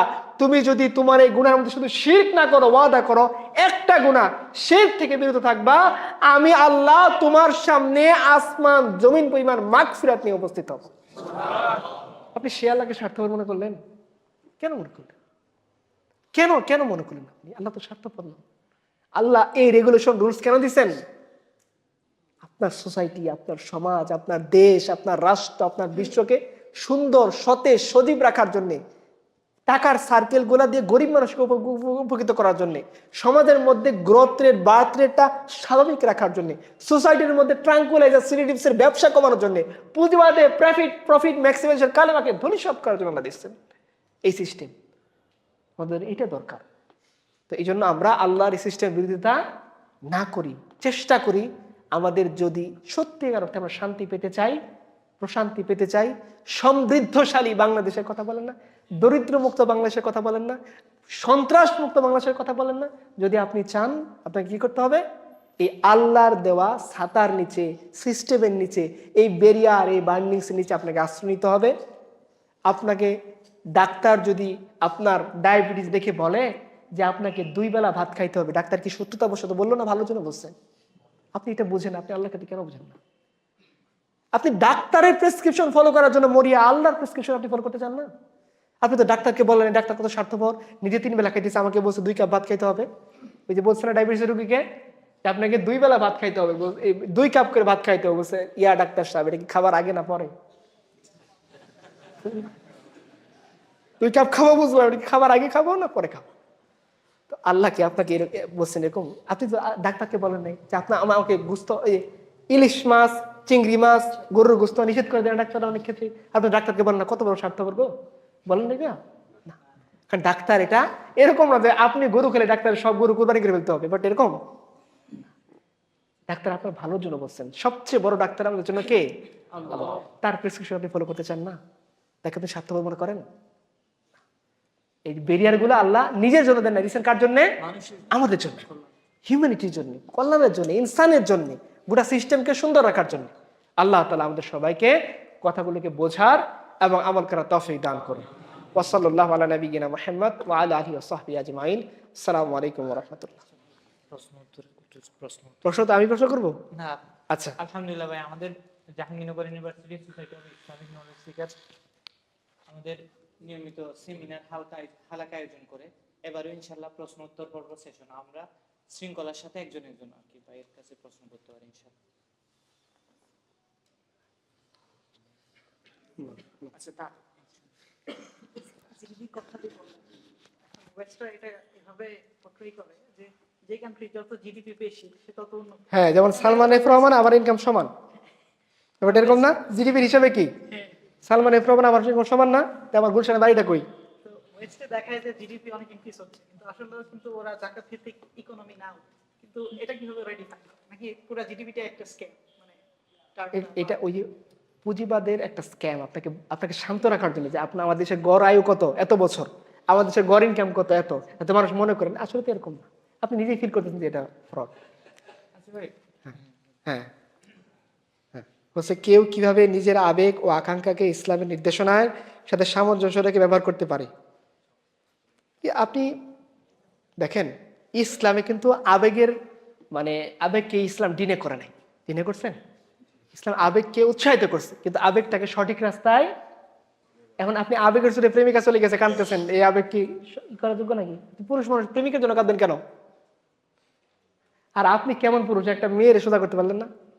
ও আপনার সোজা করে দিয়ে বিছানার উপরে, আপনি বিছানার উপর সোজা করে আছেন কিসের জন্যে? আর ও দেখেন ফেসবুকে আপনার সাথে দিচ্ছে ইন এ রিলেশনশিপ, আরেকটা ধরে যাচ্ছে, আপনি চিন্তা পড়ে আছেন। এরকম নেকামো করলে চলবে? নেকামো ইসলামে আবেগ আকাঙ্ক্ষাকে কোথায় ব্যবহার করবেন? পজিটিভলি, আল্লাহ এবং তার রাসূলের জন্য আল্লাহর বিরুদ্ধে কথা বললে আপনার গা জ্বলে ওঠেন, আপনি কিসের আবেগী? আচ্ছা, যদি কারো প্রতি অনুভূতি থাকে, তবে কিভাবে ইসলাম সম্মত হবে তা প্রকাশ করা উচিত? তার কাছে প্রকাশ করা উচিত না তার বাপের কাছে প্রকাশ করা উচিত যে আমি আপনার মেয়েকে বিয়ে করতে চাই। এটা হলো সাহসিকতা, বলতে বিয়ে করে ফেলেন, ভালো লাগলো। আচ্ছা ভাই, হাত তুলে ইনশাআল্লাহ করতে পারি আর কি। আর কয়েকটা প্রশ্ন ভাই। আচ্ছা, বলেন বলেন। দাঁড়িয়ে বলুন। না না, বসে বলেন, সমস্যা, বসেন বসে বলেন। ডোপামিন নিঃসরণ হলে হ্যাঁ। মানুষের খারাপ কাজ করবে, ওইটা থেকে ফিরে আসার উপায়টা এই যে আপনি বেশি বেশি ভালো কাজ করবেন, অক্সিজেন নিশ্চিন্ত হবে, আস্তে আস্তে কমে যাবে।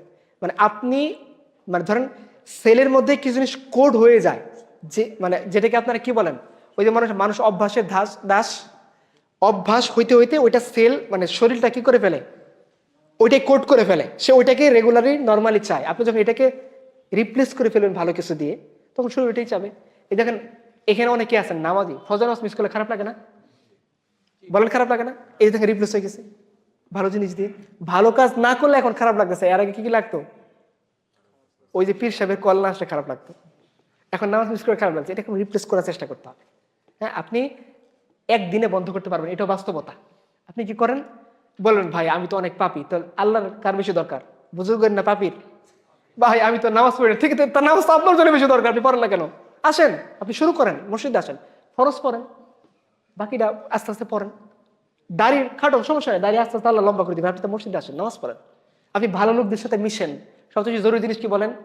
আমরা প্রেম থেকে বাঁচতে চাই, রেগুলার প্রেমিক সার্কেলের সাথে চলাফেরা করি, প্রেমিক পুরুষদের সাথে। কে কয়টা নারী পটাইছে এই আলাপ হয়, গল্প হয়, তাহলে আমার মনে কষ্ট লাগবে না?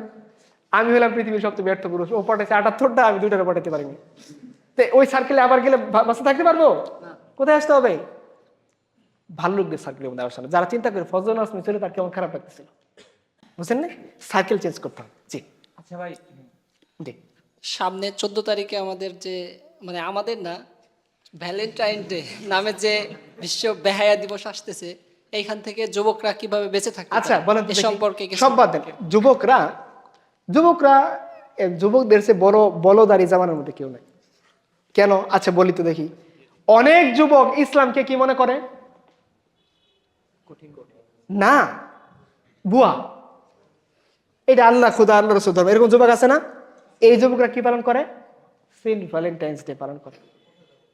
নিউ ইয়র্ক টাইমসের মধ্যে একটা লেখা আছে, আমার বইয়ের মধ্যেও আছে, প্রফেসর জ্যাক ডি অরোচের একটা লেখা আছে। এই অরোচ সাহেব বলছেন যে আমি এতদিন গবেষণা করে বললাম যে ভ্যালেন্টাইন্স ডে নামে কোনো দিবসই ছিল না কোনো কালে, এটা মানুষ বানাইছে, এরপর মানুষ খালি ভ্যালেন্টাইন্স পালন করে। বলে আমার গবেষণা কোনো কাজে লাগে না। কারণ কি, এই সেন্ট ভ্যালেন্টাইন্স ডে আসলে ভালোবাসা দিবস বা কিছু ছিল? আচ্ছা বলেন তো, সম্বাদ দেন, আপনি কোনো কিছু জানেন? বলেন তো, সেন্ট শব্দের অর্থ কি? সাধু। ভ্যালেন্টাইনের একটা সাধুর নাম সেন্ট ভ্যালেন্টাইন, এটা বাংলা কি ভালোবাসা দিবস? আপনি তো বোকা কেন গো? আমি না হয় মোল্লা মৌলবি কিছুই জানি না, আপনি তো অনেক কিছু জানেন, জাহাঙ্গীরনগর করে পড়েন, আমি এগ্রিকালচার স্টুডেন্ট, আপনার কাছে কম জানি, আপনি তো ভালো জানেন। তা আপনি সেন্ট ভ্যালেন্টাইনের তর্জমা কি করছেন? বলে না, ভালোবাসা দিবস তর্জমা করছেন কেন? এই মিশা কথা কই পাইছেন? আল্লাহর কথা মানতে পারেন না, মিশা কথা লাগে। আল্লাহ রাসূলের কথা আপনার মিশা কথা লাগে না, ডাহা মিশা কথা আপনার মিশা কথা লাগে না? শরম লজ্জা থাকা কিছু তো থাকা উচিত। কাপড় খুললো সবটা খুলতে হয় না, সরম কিছু তো রাখতে হয় না, সব সরম খুলে ফেলতেছেন আপনার। এইটার সাথে ভালোবাসার কোনো সম্পর্কই নাই। এটা তো আমাদের কথা না, পশ্চিম একাডেমির কথা। এগুলো কোত্থেকে আসছে? মানুষ মনে করছে কি দেখেন, যে আমরা বলি না, এই যেমন ধরেন আমাদের দেশে কি আছে, ফাতেহাই দোয়াজ দহম একটা ইয়ে আছে, কদম রসুল আছে, মনে একটা আবেগ, মাজার শরীফ, উরস শরীফ, সাইয়্যিদুল আয়াত শরীফ, খুব মজা লাগে। এটা ধর্মীয় ফ্লেভার, মানে কান্দে কেটে পরে মরে যেতেছে, তাই না? আমরা গান বলতেছি না, আমরা কি বলি ওটা? কাওয়ালি।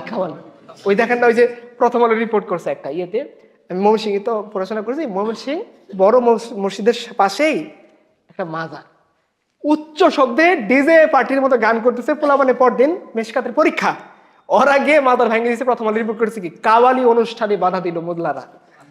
এই যে 11 বছরের মেয়েটাকে আমরা বাঁচতে দিব না? তোর মারছে কেডা? ও হারাই গেছে বলে তো আমাদের চিন্তা কই গেল, কোন পোলার লেগে গেল, মারতেছে তুমি, ওই পোলার লেগে পাঠাইতেছো অচেনা জায়গার মধ্যে, মাইরে ফেলবে যে কোনো সময়। আমি তো নিরাপত্তা চাই বলে বলতেছি যে ও কোথায় গেল, বলতে 11 বছরের মেয়েটাকে বাচ্চা দিব না। তো এরকম আপনার থেকে মিডিয়াগুলো নিয়ন্ত্রণ করছে কেন? ওই পুঁজিবাদের কালেমাটা নিয়ে আসেন আবার। পুঁজিবাদ আপনার মধ্যে ফেক নিউজ তৈরি করতে চায়, ফেক অনেক দিবস তৈরি করে, যেগুলোর মাধ্যমে আপনি তার দ্বারা নিয়ন্ত্রিত হবেন। কি পরিমাণ ওই যে বেলুনের বললাম না, ওগুলা বিক্রি হয়, ফুল বিক্রি হয়, চিন্তা করেন তো এই ডেতে, হয় না? এটা মৌলবীদের লাভ খুব না, এই জন্য তো তারা বন্ধ করতে চায়।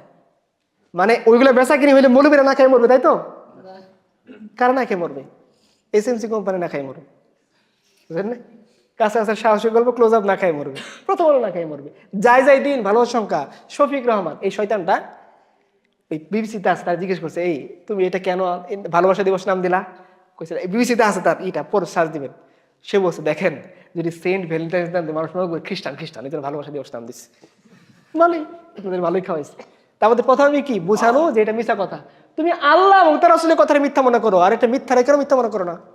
আর মিথ্যার বোঝাতে তোমার মতো বোকা মানুষের দরকার নেই, এত বোকার দরকার নেই। এই বোকা কি করবে ভবিষ্যতে গিয়ে? জি, আমি এখন দেশের সর্বোচ্চ প্রতিষ্ঠানে পড়তেছি, তো আমি এখান থেকে যাব একটা বড় পর্যায়ে, তো ওখানে গিয়ে আমি দিনের খেদমতটা কিভাবে করতে পারি, কোন কোন স্তরে করতে পারি যদি একটু বলতেন। আপনি যেখানে যাবেন আপনি মনে করবেন যে আল্লাহ সুবহানাহু ওয়া তাআলা ওই পরিবেশটাকে ইসলামিক বানানোর জন্য আপনাকে এখানে পাঠাইছেন, এইভাবে দায়িত্বটা মনে করবেন।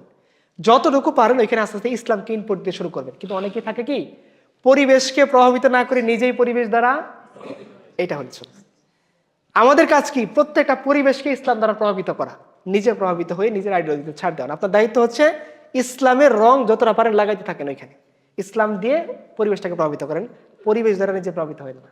জি, আর কেউ? বর্তমানে আমাদের না দাঁড়া লাগবে না, বসে বসে বলেন, জোরে বললে শুনবে, জোরে বলেন। বর্তমানে আমাদের সংবিধান সংস্কার কমিশন সংবিধানের মূলনীতির মধ্যে বহুত্ববাদ একটা শব্দ যুক্ত করতে চাচ্ছে। হ্যাঁ, তো তারা বলতে যাচ্ছে এই বহুত্ববাদ শব্দের মধ্যে সব বর্ণের মানুষ, সব ধর্মের মানুষ, সব ভাষার মানুষ সমান অধিকার পাবে। এখানে স্পষ্ট একটা যে এর মধ্যে সেকুলারিজম বা ধর্মনিরপেক্ষতার বিষয়টিও আছে। তো এই বিষয়ে ইসলাম কি বলে? আমাদের যদি আপনি বলেন সমানাধিকার, তো শব্দ তো এটাই আছে, এটাই লাগানো যায়, সব ধর্মের সমানাধিকার, এর ভিতরে লিখুক। বুঝেননি আমার কথা? আপনি কি বলতেছেন যে আমার কথার মানে এইটা, তাহলে মানেটাই লিখে দেন, বহুত্ববাদ ঢোকান কেন? বুঝলেন না বহুত্ববাদ কি? না, এটার সাথে একটা ঝামেলা আছে, আপনার হিস্টোরিক্যালি পড়েন নাই গো। হ্যাঁ, কে বলতে পারবেন? এলজিবিটি কিউ না শুধু, হিন্দু দেবদেবী বলেন, এখন বলেন, হিন্দু দেবতা আপনি কাছাকাছি চলে গেছেন। 33 কোটি। রাজা রামমোহন রায়ের ব্রাহ্ম ধর্ম সম্পর্কে আপনারা জানেন? ব্রাহ্ম ধর্মের মূল কনসেপ্ট কি ছিল? ব্রাহ্মণরা একত্ববাদ, তাওহীদ না, আবার বোঝানো যাবে না, এক ঈশ্বরের পূজা। এর বিপরীতে কি ছিল? বহুত্ববাদ। এই বহুত্ববাদের মধ্যে অটোমেটিক কি আছে? এই শব্দটা কিন্তু নতুন না। বহুত্ববাদ রাজা রামমোহন রায়ের সময় থেকে ব্যবহার করা হচ্ছে, যে ওই সময় হিন্দুদের মধ্যে যারা ব্রাহ্ম ধর্ম অনুসারী হলো তাদেরকে বলা হয় একত্ববাদী, এক ঈশ্বরের পূজা করতে যায়, ব্রহ্মার পূজা করতে যায়, তাদেরকে বলে ব্রাহ্ম ধর্ম, ব্রাহ্ম সমাজ। দেখছেন না পুরাতন ব্রাহ্ম সমাজ, আদি ব্রাহ্ম সমাজ। এই যে এই রবীন্দ্রনাথের বাবা কি নাম, দেবেন ঠাকুর, দাদা দেবেন ঠাকুর ছিল মহর্ষি দেবেন্দ্রনাথ ঠাকুর, কারণ উনি এটার প্রধান নবী ছিলেন আর কি, পয়গম্বর। আচ্ছা, তো তার দাদা ছিল বড় পয়গম্বর, দাদবের মতো পয়গম্বর, আর হলো মেজু নূহ আলাইহিস সালামের মতো পয়গম্বরকে বোঝানোর জন্য বললাম, এটা আবার ওই লেভেলে না, বোঝানোর জন্য ওই ধর্মের তারা পয়গম্বর ছিলেন। তো ওরা ছিল নিজেকে পরিচয় দিতেন কি একত্ববাদী বলে। ব্রহ্মার উপাসনা করবে শুধু। এর বাইরে যারা ছিলেন তারা কি ছিলেন? বহুত্ববাদী। তো আপনাকে ক্লিয়ার করতে হবে আপনি বহুত্ববাদের কি বুঝান। একটা হলো ট্রান্সজেন্ডার, মানে সব মতবাদ ইনক্লুডেড থাকবে, এটা নাকি বহুত্ববাদীদের এটা বোঝাচ্ছেন এটা, নাকি কি বোঝা? আপনি বলেন ইনসাফ সমানাধিকার লেখেন, এটা লেখেন, হ্যাঁ সমানাধিকার লেখেন। আর ভাই আর আরেকটা ব্যাপার হলো, আর বাইরে বলি, এটা তো সেকুলার স্টেটের সংবিধান, এটা তো ইসলামের সংবিধান না। এখানে কি আপনি পুরো ইসলাম পাবেন? সংবিধান কে লিখতেছে বলেন তো দেখি? সংস্কার কমিটির প্রধান কে? এই ভাই, সংস্কার কমিটির প্রধান কে? প্রথম আলোতে জঙ্গিবাদের তকমা দিয়ে যতগুলো আর্টিকেল লেখা হয়েছে ম্যাক্সিমাম লিখছে আরলিয়াস। জামাত ইসলামের কেউ আছেন ভাই এখানে? এটা বলার জন্য বলতেছি, আছেন কেউ? কেউ নাই না? ওই যে শিবিরের কোনো ভাই আছেন এখানে? আচ্ছা, আত্মীয় দরকার নেই। এই আলী রিয়াজের একটা আর্টিকেল পড়বেন, জামাত ইসলামের নেতাদেরকে ফাঁসি দেওয়ার যে প্রসেস কিভাবে ভ্যালিড হইতে পারে এটার উপর আর্টিকেল লিখছে আলী রিয়াজ। মানে ওই প্রসেসটা সেও বলতেছিল খারাপ, কিন্তু ভালো ওই কি হইতে পারে এটার উপর কি আর্টিকেল লিখছে? আলী রিয়াজের অফিসিয়াল ওয়েবসাইটে এখন মজুদ আছে, পড়েন। প্রথম আলোতে রেগুলার আর্টিকেল কে রেখে?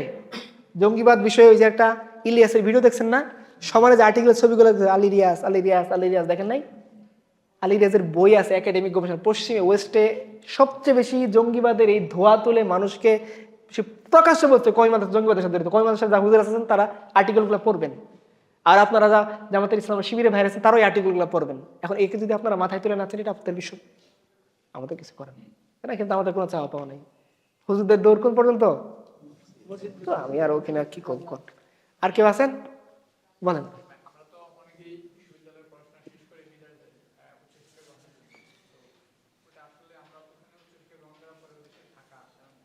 ইন্ডিয়া থেকে যাই, সে হচ্ছে একটা পাগল দেশ থেকে বিদেশ যাচ্ছে, সে ওখানে থাকাটাকে বলেছে আমি ইন্ডিয়াতে রয়েছে না, বাংলাদেশ থেকে গেলে আমার কিভাবে চিন্তা করতে হবে বা আমার আসলে থেকে যে চিন্তা কিভাবে করতে হবে, ওখানে আমি সুযোগ পাচ্ছি, আমি দেশে আসলে আমার সুযোগ থাকে না। ইসলামিক কান্ট্রিতে মানে আপনি উচ্চশিক্ষা শিক্ষার জন্য কোন উদ্দেশ্যে যাচ্ছেন? উদ্দেশ্যটা আগে কর। অনেকে হচ্ছে ওয়েস্টার্নে যাওয়ার পরে ফ্যাসিলিটিস গুলো চিন্তা করে, আবার ধর্মীয় পার্সপেক্টিভ থেকে চিন্তা করে আমি চিন্তা করি কিভাবে। না, আপনার উদ্দেশ্য কি যাওয়ার উচ্চশিক্ষার, সেটা তাকে জিজ্ঞেস। উচ্চশিক্ষার উদ্দেশ্যটা কি? মানে কি শিখতে যাবেন? ধরেন এমন প্রযুক্তি শিখতে যাচ্ছেন যেটা আমাদের দেশে নাই, এটা একটা বিষয়। কি শিখতে যাবেন? আমি যদি উচ্চ শিক্ষা অর্জনের জন্য যাই, কিন্তু ওখানে ফ্যাসিলিটিস পাওয়ার পর আমাকে সুবিধার সুযোগ মানে আপনি দুনিয়ার ফেসিলিটি চান, গ্রিন কার্ড চান, এই তো? এই কারণে তো আপনি যেতে পারবেন না। এই কারণেও যেতে পারবেন যে আপনি এমন কিছু শিখতে চান যেটা আপনার দেশে নাই, শিখে আবার তাড়াতাড়ি চলে আসতে হবে। আবার শিখতে গেলে বউ নিয়ে যেতে হবে, না তো গার্লফ্রেন্ড আপনারা জোর জোর করে দিয়ে দিবে। তো এখানে আমাদের স্যার ছিলেন, উনি বলতেন জাপানে পিএইচডি করছেন, এরপরে ইউরোপে গেছেন, তো পোস্টডক করছেন। উনি বলছেন যে আমরা মানে বাঙালির ম্যাক্সিমাম কিন্তু ছেলে ছেলে একসাথে থাকতো না, ওরা সন্দেহ করতো। ওই দেশের কালচার হলো ছেলে মেয়ে একসাথে না হলে সন্দেহ করে গিয়ে কিনা, বুঝতে পারছেন? এটা হলো নর্মাল। আর কি ওই দেশে ম্যাক্সিমাম যারা গেছে থার্ড জেনারেশন এসে ম্যাক্সিমাম কি হয়ে গেছে ইসলাম থেকে। তারপর উদ্দেশ্য কি? উচ্চশিক্ষা কি শিখতে যাবেন সেটা বিষয়, এমন বিষয় যেটা আমাদের দেশে নাই, তাহলে ভিন্ন বিষয়। যে আপনি এরকম শিখবেন আবার এসে এই আপনার মুসলিম উম্মার জন্য কাজে লাগাবেন, সেটা ভিন্ন বিষয়। আর যদি বলেন গ্রিন কার্ড পাওয়া, সেটেল হওয়া, ভালো ফেসিলিটিস পাওয়া, তাহলে তো আর সুযোগ থাকলে কোথায়? তাহলে আপনি কিছু টাকার জন্য আপনার আইডিওলজি এখনই বিক্রি করে দিলেন, আপনি ইসলামের জন্য পরে কি করবেন? সামান্য গ্রিন কার্ড নেবে এখনই বিক্রি করে দিচ্ছেন নিজের নৈতিকতা, পরে কি করবেন?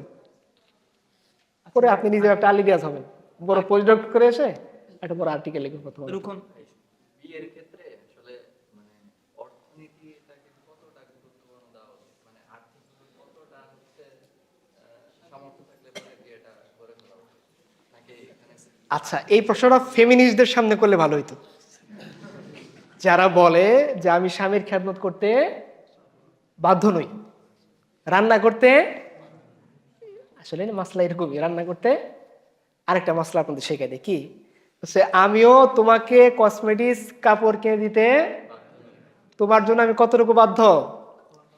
2টা রুটি ফিকের কিতাবে লেখা আছে, তারপরেও কি ডাল তেল ছাড়া রুটি বাধ্য, 2টা রুটি বছরে 2টা কাপড়, এর বেশি দিতে আমি বাধ্য। ঠিক আছে, চলো বিয়ে করে দুজনে মিলে, তুমি আমার ভাত রান্না না, আমিও তোমার জন্য খাবার দাবার কসমেটিক্স কিছু আমার বছরে 2টা খাবার দিব, আর কুত্তায় খাইতে পারে এরকম 2টা রুটি দিব, ডাল ডুল কিছু দেবো না, আমিও বাধ্য না। তাহলে বিয়ে কি এরকম না? পরিবার কখনো মানে ইনসাফের উপরে না, পরিবার চলে ইহসানের উপরে। আল্লাহ তাআলা যখন পিতামাতার কথা বলছেন ইনসাফ বলছেন না ইহসান বলছেন? ইহসান কি? সহজ ভাষায় ইনসাফ হচ্ছে 50-র বদলায় 50, ইহসান হচ্ছে 50-র বদলায় 70, 80, 100 বা যত বাড়ে দিতে পারে। পরিবার কিসের উপরে চলে?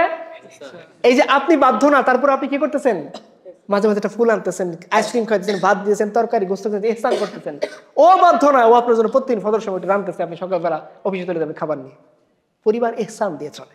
এই জন্য ফেমিনিস্টরা পরিবার চালাইতে পারে না। আর ফেমিনিস্টের স্বামীরাও নিজের বউয়ের সাথে থাকতে পারে না, তাকে আরেক বউ তালাশ করতে হয়, ও আরেক জামাই তালাশ করে, এরকম পরিবার চলে। পরিবার গঠন করতে গেলে আপনার নারী লাগবে, ফেমিনিস্ট লাগবে না। আরেক বেটার লোকের সংসার করতে পারবেন?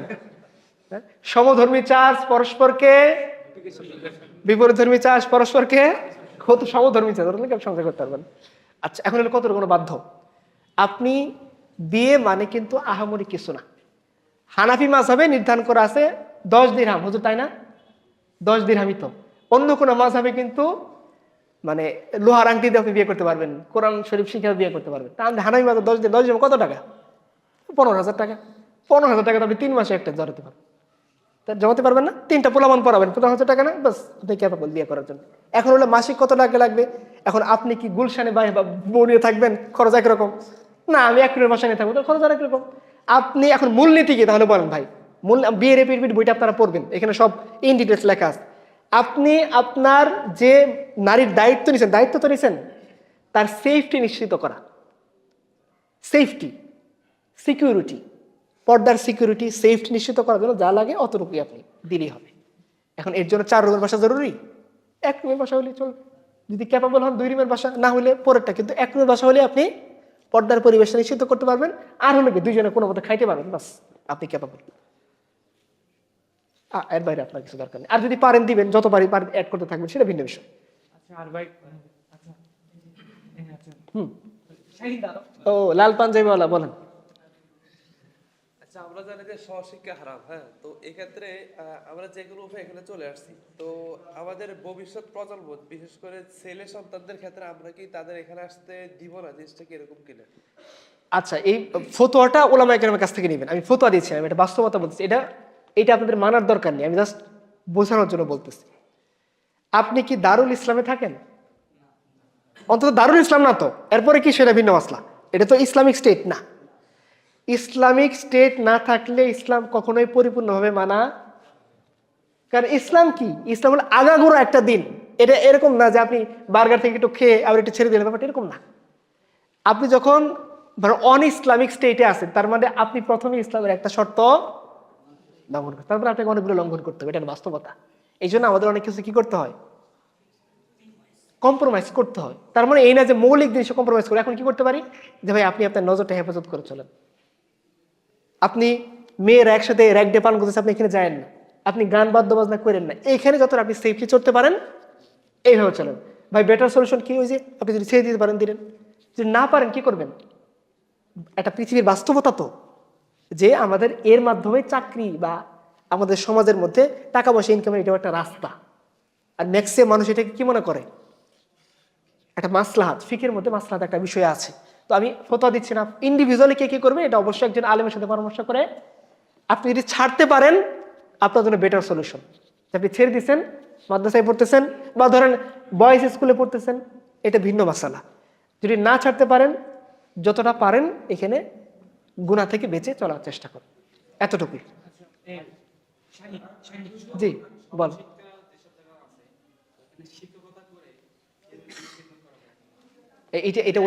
এটা দেখেন, এটা সবার জন্য সুযোগ নেই যে এজ এ হোল আমরা সবাইকে বলবো আপনারা সবাই মাস্টারে খেদমত করেন। এত খেদমত করলে সবাই পরিমল জয়ধর হয়ে যাবে, বেশি খেদমত করতে থাকবে বাড়িতে বাড়িতে গিয়ে। এত বাড়িতে বাড়িতে গিয়ে খেদমত করা যাবে না। যারা ওলামায়ে কেরাম যারা করতে চান যে আমি আমার রেজাল্ট ভালো, আমি এটাকে করতে চাই, তিনি ওলামায়ে কেরামের সাথে পরামর্শ করে সিদ্ধান্ত নেবেন। আচ্ছা, শাহিন দাঁড়াও। জি জি। কোন মাযহাবেই ছেলের জন্য পরিবারের অনুমতি না জরুরি না, তবে মেয়ের জন্য জরুরি। আকাশ বাতাস সাক্ষী রেখে বিয়ে করা চলছে, বুঝেন নাই? তবে একটা বাস্তবতা হলো পরিবারকে না জানিয়ে বিয়ে করলে সেই বিয়ে লং টার্ম লাস্টিং হয় না। আকাশ বাতাস সাক্ষী রেখে বিয়ে করলে বিয়ে হবে না, এটা কিন্তু বুঝতে হবে। বিয়ের জন্য চাক্ষুষ মুসলমান সাক্ষী লাগবে। আর কি? অবশ্যই মেয়ের পরিবারকে আপনি জানাবেন।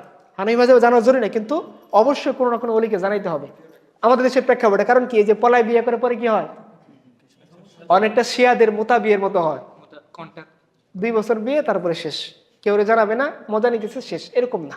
বিয়ে ইজ এ রেসপন্সিবিলিটি। এবং একটা খেয়াল করেন, আব্দুর রহমান ইবনে আউফ রাসূলুল্লাহ সাল্লাল্লাহু আলাইহি ওয়াসাল্লামের কাছে আসছে। আল্লাহ রাসূল বলেন, কি ব্যাপার, তোমার হাতে জাফরান জাফরান হলুদ হলুদ দেখা যায়, বিয়ে করছো নাকি? বলছে, হ্যাঁ ইয়া রাসূলুল্লাহ, বিয়ে করছি। বলছে, দেখো তুমি ওলিমা করো, চাই সেটা একটা ছাগল দিয়ে হইলেও।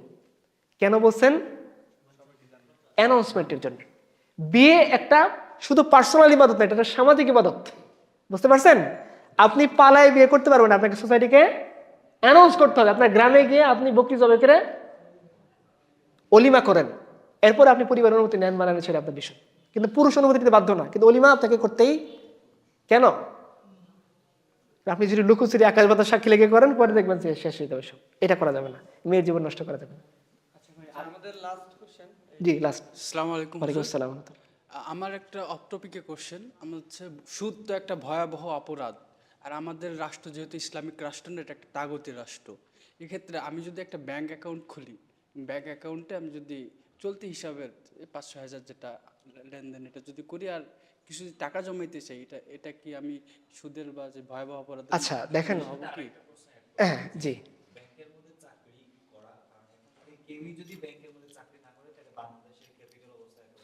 তাহলে তো আমাদের দেশের পতিতালয়ে চাকরি না দরকার, ওইখান থেকে তো বাংলাদেশের রেভিনিউ আসে, আসে না? বলেন, পতিতালয় থেকে বাংলাদেশের রেভিনিউ আসে কি আসে না? এখন আমাকে বলেন, রাসূলুল্লাহ সাল্লাল্লাহু আলাইহি ওয়াসাল্লাম বলছেন, সুদের শাস্তি মায়ের সাথে কতবার জনা করার সমান। তাহলে কম্পারিজন করেন, পতিতালয়ের চেয়ে গুনাহগার প্রতিষ্ঠান কোনটা? পতিতালয়ে চাকরি নিলে নাক খুটখুট করবেন? করবেন, অবশ্যই নাক খুটখুট করবেন। আমি যদি পতিতালয়ের ক্যাশিয়ার হই, এখানে ওয়াজ করতে দিবেন? কম্পারিটিভলি কোনটা খারাপ বেশি? এখন দেখেন যা ভালো মনে করে। আচ্ছা, কে আছে বলেন? চলতে আগে দেখেন, উলামায়ে কেরাম দুনিয়াটা বাস্তবতা হলে দেখেন, আমরা বিকাশে টাকা লেনদেন করি না, এটার কিছু প্রবলেম আছে না? কিন্তু দেখেন একটা মাসলাহাত কি, এই বিষয়টা আম হয়ে গেছে। আর আমরা এখন দেখুন, আমি যদি ব্যাংকে 50,000 টাকা পাঠাতে চাই, আমি সেফ ফিল করবো? ব্যাংক বলতে ইয়েতে, এই যে কুরিয়ারে বা ধরেন ওই যে ডাক পিয়নের মাধ্যমে পাঠাবো, আমি কি সেফ ফিল করবো? বা ধরেন ইনস্ট্যান্ট, আপনার আম্মা হসপিটালাইজড, ইনস্ট্যান্ট টাকা লাগবে। আপনি গ্রামের মধ্যে তো সবার ব্যাংক এটিএম বুথ নাই, বিকাশে পাঠাইলে, রকেটে পাঠাইলে সুবিধা। এই জন্য ওলামায়ে কেরাম মাসলা দেখেন এটার অনুমতি দিচ্ছেন না। ঠিক তেমনি ধরেন কিছু ক্ষেত্র থাকে, যেমন ধরেন যারা, বিশেষ করে যারা ধরেন এই যে কি বলে ফ্রিল্যান্সার, তাদের টাকাটা কি ক্যাশে আসে নাকি অ্যাকাউন্টে জমা হয়? অ্যাকাউন্ট খুলতে হয়। এখন কি করবেন? কিছু ক্ষেত্রে বাধ্য, ওই পর্যন্তই। এখান থেকে কোনো সুবিধা নেওয়া যাবে না, যে আপনি কি এটা মুদারাবা, মুশারাকা বা মুনাফা, প্রফিট, আর কি কি নাম দেয় না, ইন্টারেস্ট, এত ইন্টারেস্টেড হওয়া যাবে না। হ্যাঁ না, বলো যে বাধ্য সে করবেন, যে বাধ্য না সে করবেন না। যার দরকার নেই সে একটা মিশামিশি অ্যাকাউন্ট খোলা তো দরকার নেই। আপনি ব্যাংকে টাকা না রেখে ট্রাঙ্কে রাখেন, কারণ ব্যাংকে রাখলে ইসলাম গ্রুপের ভয় আছে, ট্রাঙ্কে রাখলে ভয় নেই। আমি একটা কথা বলি শোনেন, এই যে যারা পাপ থেকে, খারাপ থেকে বাঁচতে চান, তাদের জন্য অন্যতম সলিউশন কি? ভালো মানুষদের সাথে থাকা। ড্রাগ এডিক্টের সার্কেলের সাথে থেকে কি আপনি ড্রাগ থেকে বেরোতে পারবেন? সিগারেট খোর বন্ধুর সাথে চলে গিয়ে সিগারেট খেয়া ছাড়তে পারবেন? বেনামাজের সাথে থাকতে এদিকে নামাজ পড়তে পারবেন? সবাই বুঝতে পারবেন। তাহলে আপনাদের সার্কেল কি করতে হবে? এই যে দিনই যে সার্কেল আছে, এই কমিউনিটি সার্কেলের সাথে আপনার মিশতে হবে। বসে থাকেন, বসে থাকাটাও কি? নামাজের পরে মসজিদে বসে থাকা কি? নামাজ পড়ার সময় নামাজ পড়া। ওযু করে মসজিদের দিকে কদম ফেলা কি? প্রত্যেক কদমের বিনিময় ইবাদত। বিড়ি খেলে কি পরিমাণ ইবাদত? ড্রাগের জন্য টাকা কিনলে কি পরিমাণ ইবাদত? আর যদি আপনি আপনার বন্ধুর জন্য একটা চকলেট কিনেন, একটা বার্গার কিনেন, পিৎজা কিনেন, যে আপনি তাকে মহব্বত করেন, আপনার জন্য ইবাদত। আপনার গার্লফ্রেন্ড কেন? কোন বেরিয়ার লঙ্ঘন করে বন্ধু বানানো যাবে না, ঠিক আছে না? তো আপনাদের কমিউনিটি দরকার, যে কমিউনিটির সাথে আপনি কি করতে পারবেন? আপনি হারাম থেকে বাঁচতে চান, এরকম একটা পরিবেশ আপনি পাবেন। সেই কমিউনিটির জন্য ভাইরা চেষ্টা করে যাচ্ছেন, আপনারা চেষ্টা করেন ইনশাআল্লাহ। সবাই সবার যতটুকু আপনাদের পক্ষে পার্টিসিপেট করা সম্ভব। ধরেন কেউ ভিডিও এডিটিং পারেন, ওনাদের একটা ভিডিও এডিট করে দেন। কেউ ধরেন ফটোশপ, ইলাস্ট্রেটরের কাজ পারেন, ওনাদের ওই যে লিফটেড টিপটেড এগুলো বানিয়ে দেন। কেউ ধরেন ডক ফাইল হিসাব রাখতে পারেন, ওই যে ওনাদের হিসাব রাখেন, একটা কাজ করে দেন। কেউ ফেসবুকে পারদর্শী, তিনি একটা কন্টেন্ট লিখে দেন। যে যেভাবে পারেন এই কমিউনিটিকে শক্তিশালী করার জন্য একটু চেষ্টা করেন, ঠিক আছে ইনশাআল্লাহ। আর যারা অলরেডি চলে আসছেন তারা পড়াশোনাটা ভালো করে করেন, যারা চলে সুযোগ নাই পড়াশোনাটা ভালো করে করেন, যাতে ইন ফিউচারে গিয়ে ফ্রাস্ট্রেটেড না হন, ট্রাঙ্কুলাইজার খাওয়ার দরকার না পড়ুক। হ্যাঁ, করেন যাতে মোটামুটি দ্রুত বের হয়ে যাওয়ার চেষ্টা করেন। যে কি বলে, আপনাদের ড্রপ খেয়ে বসে থাকা দরকার নেই, বুঝলেন, যত দ্রুত বের হয়ে যাওয়ার চেষ্টা করেন ইনশাআল্লাহ। আল্লাহ তৌফিক দান করুন। সুবহানাকাল্লাহুম্মা ওয়া বিহামদিকা আশহাদু আল্লা ইলাহা ইল্লা আনতা আস্তাগফিরুকা ওয়া আতুবু ইলাইক।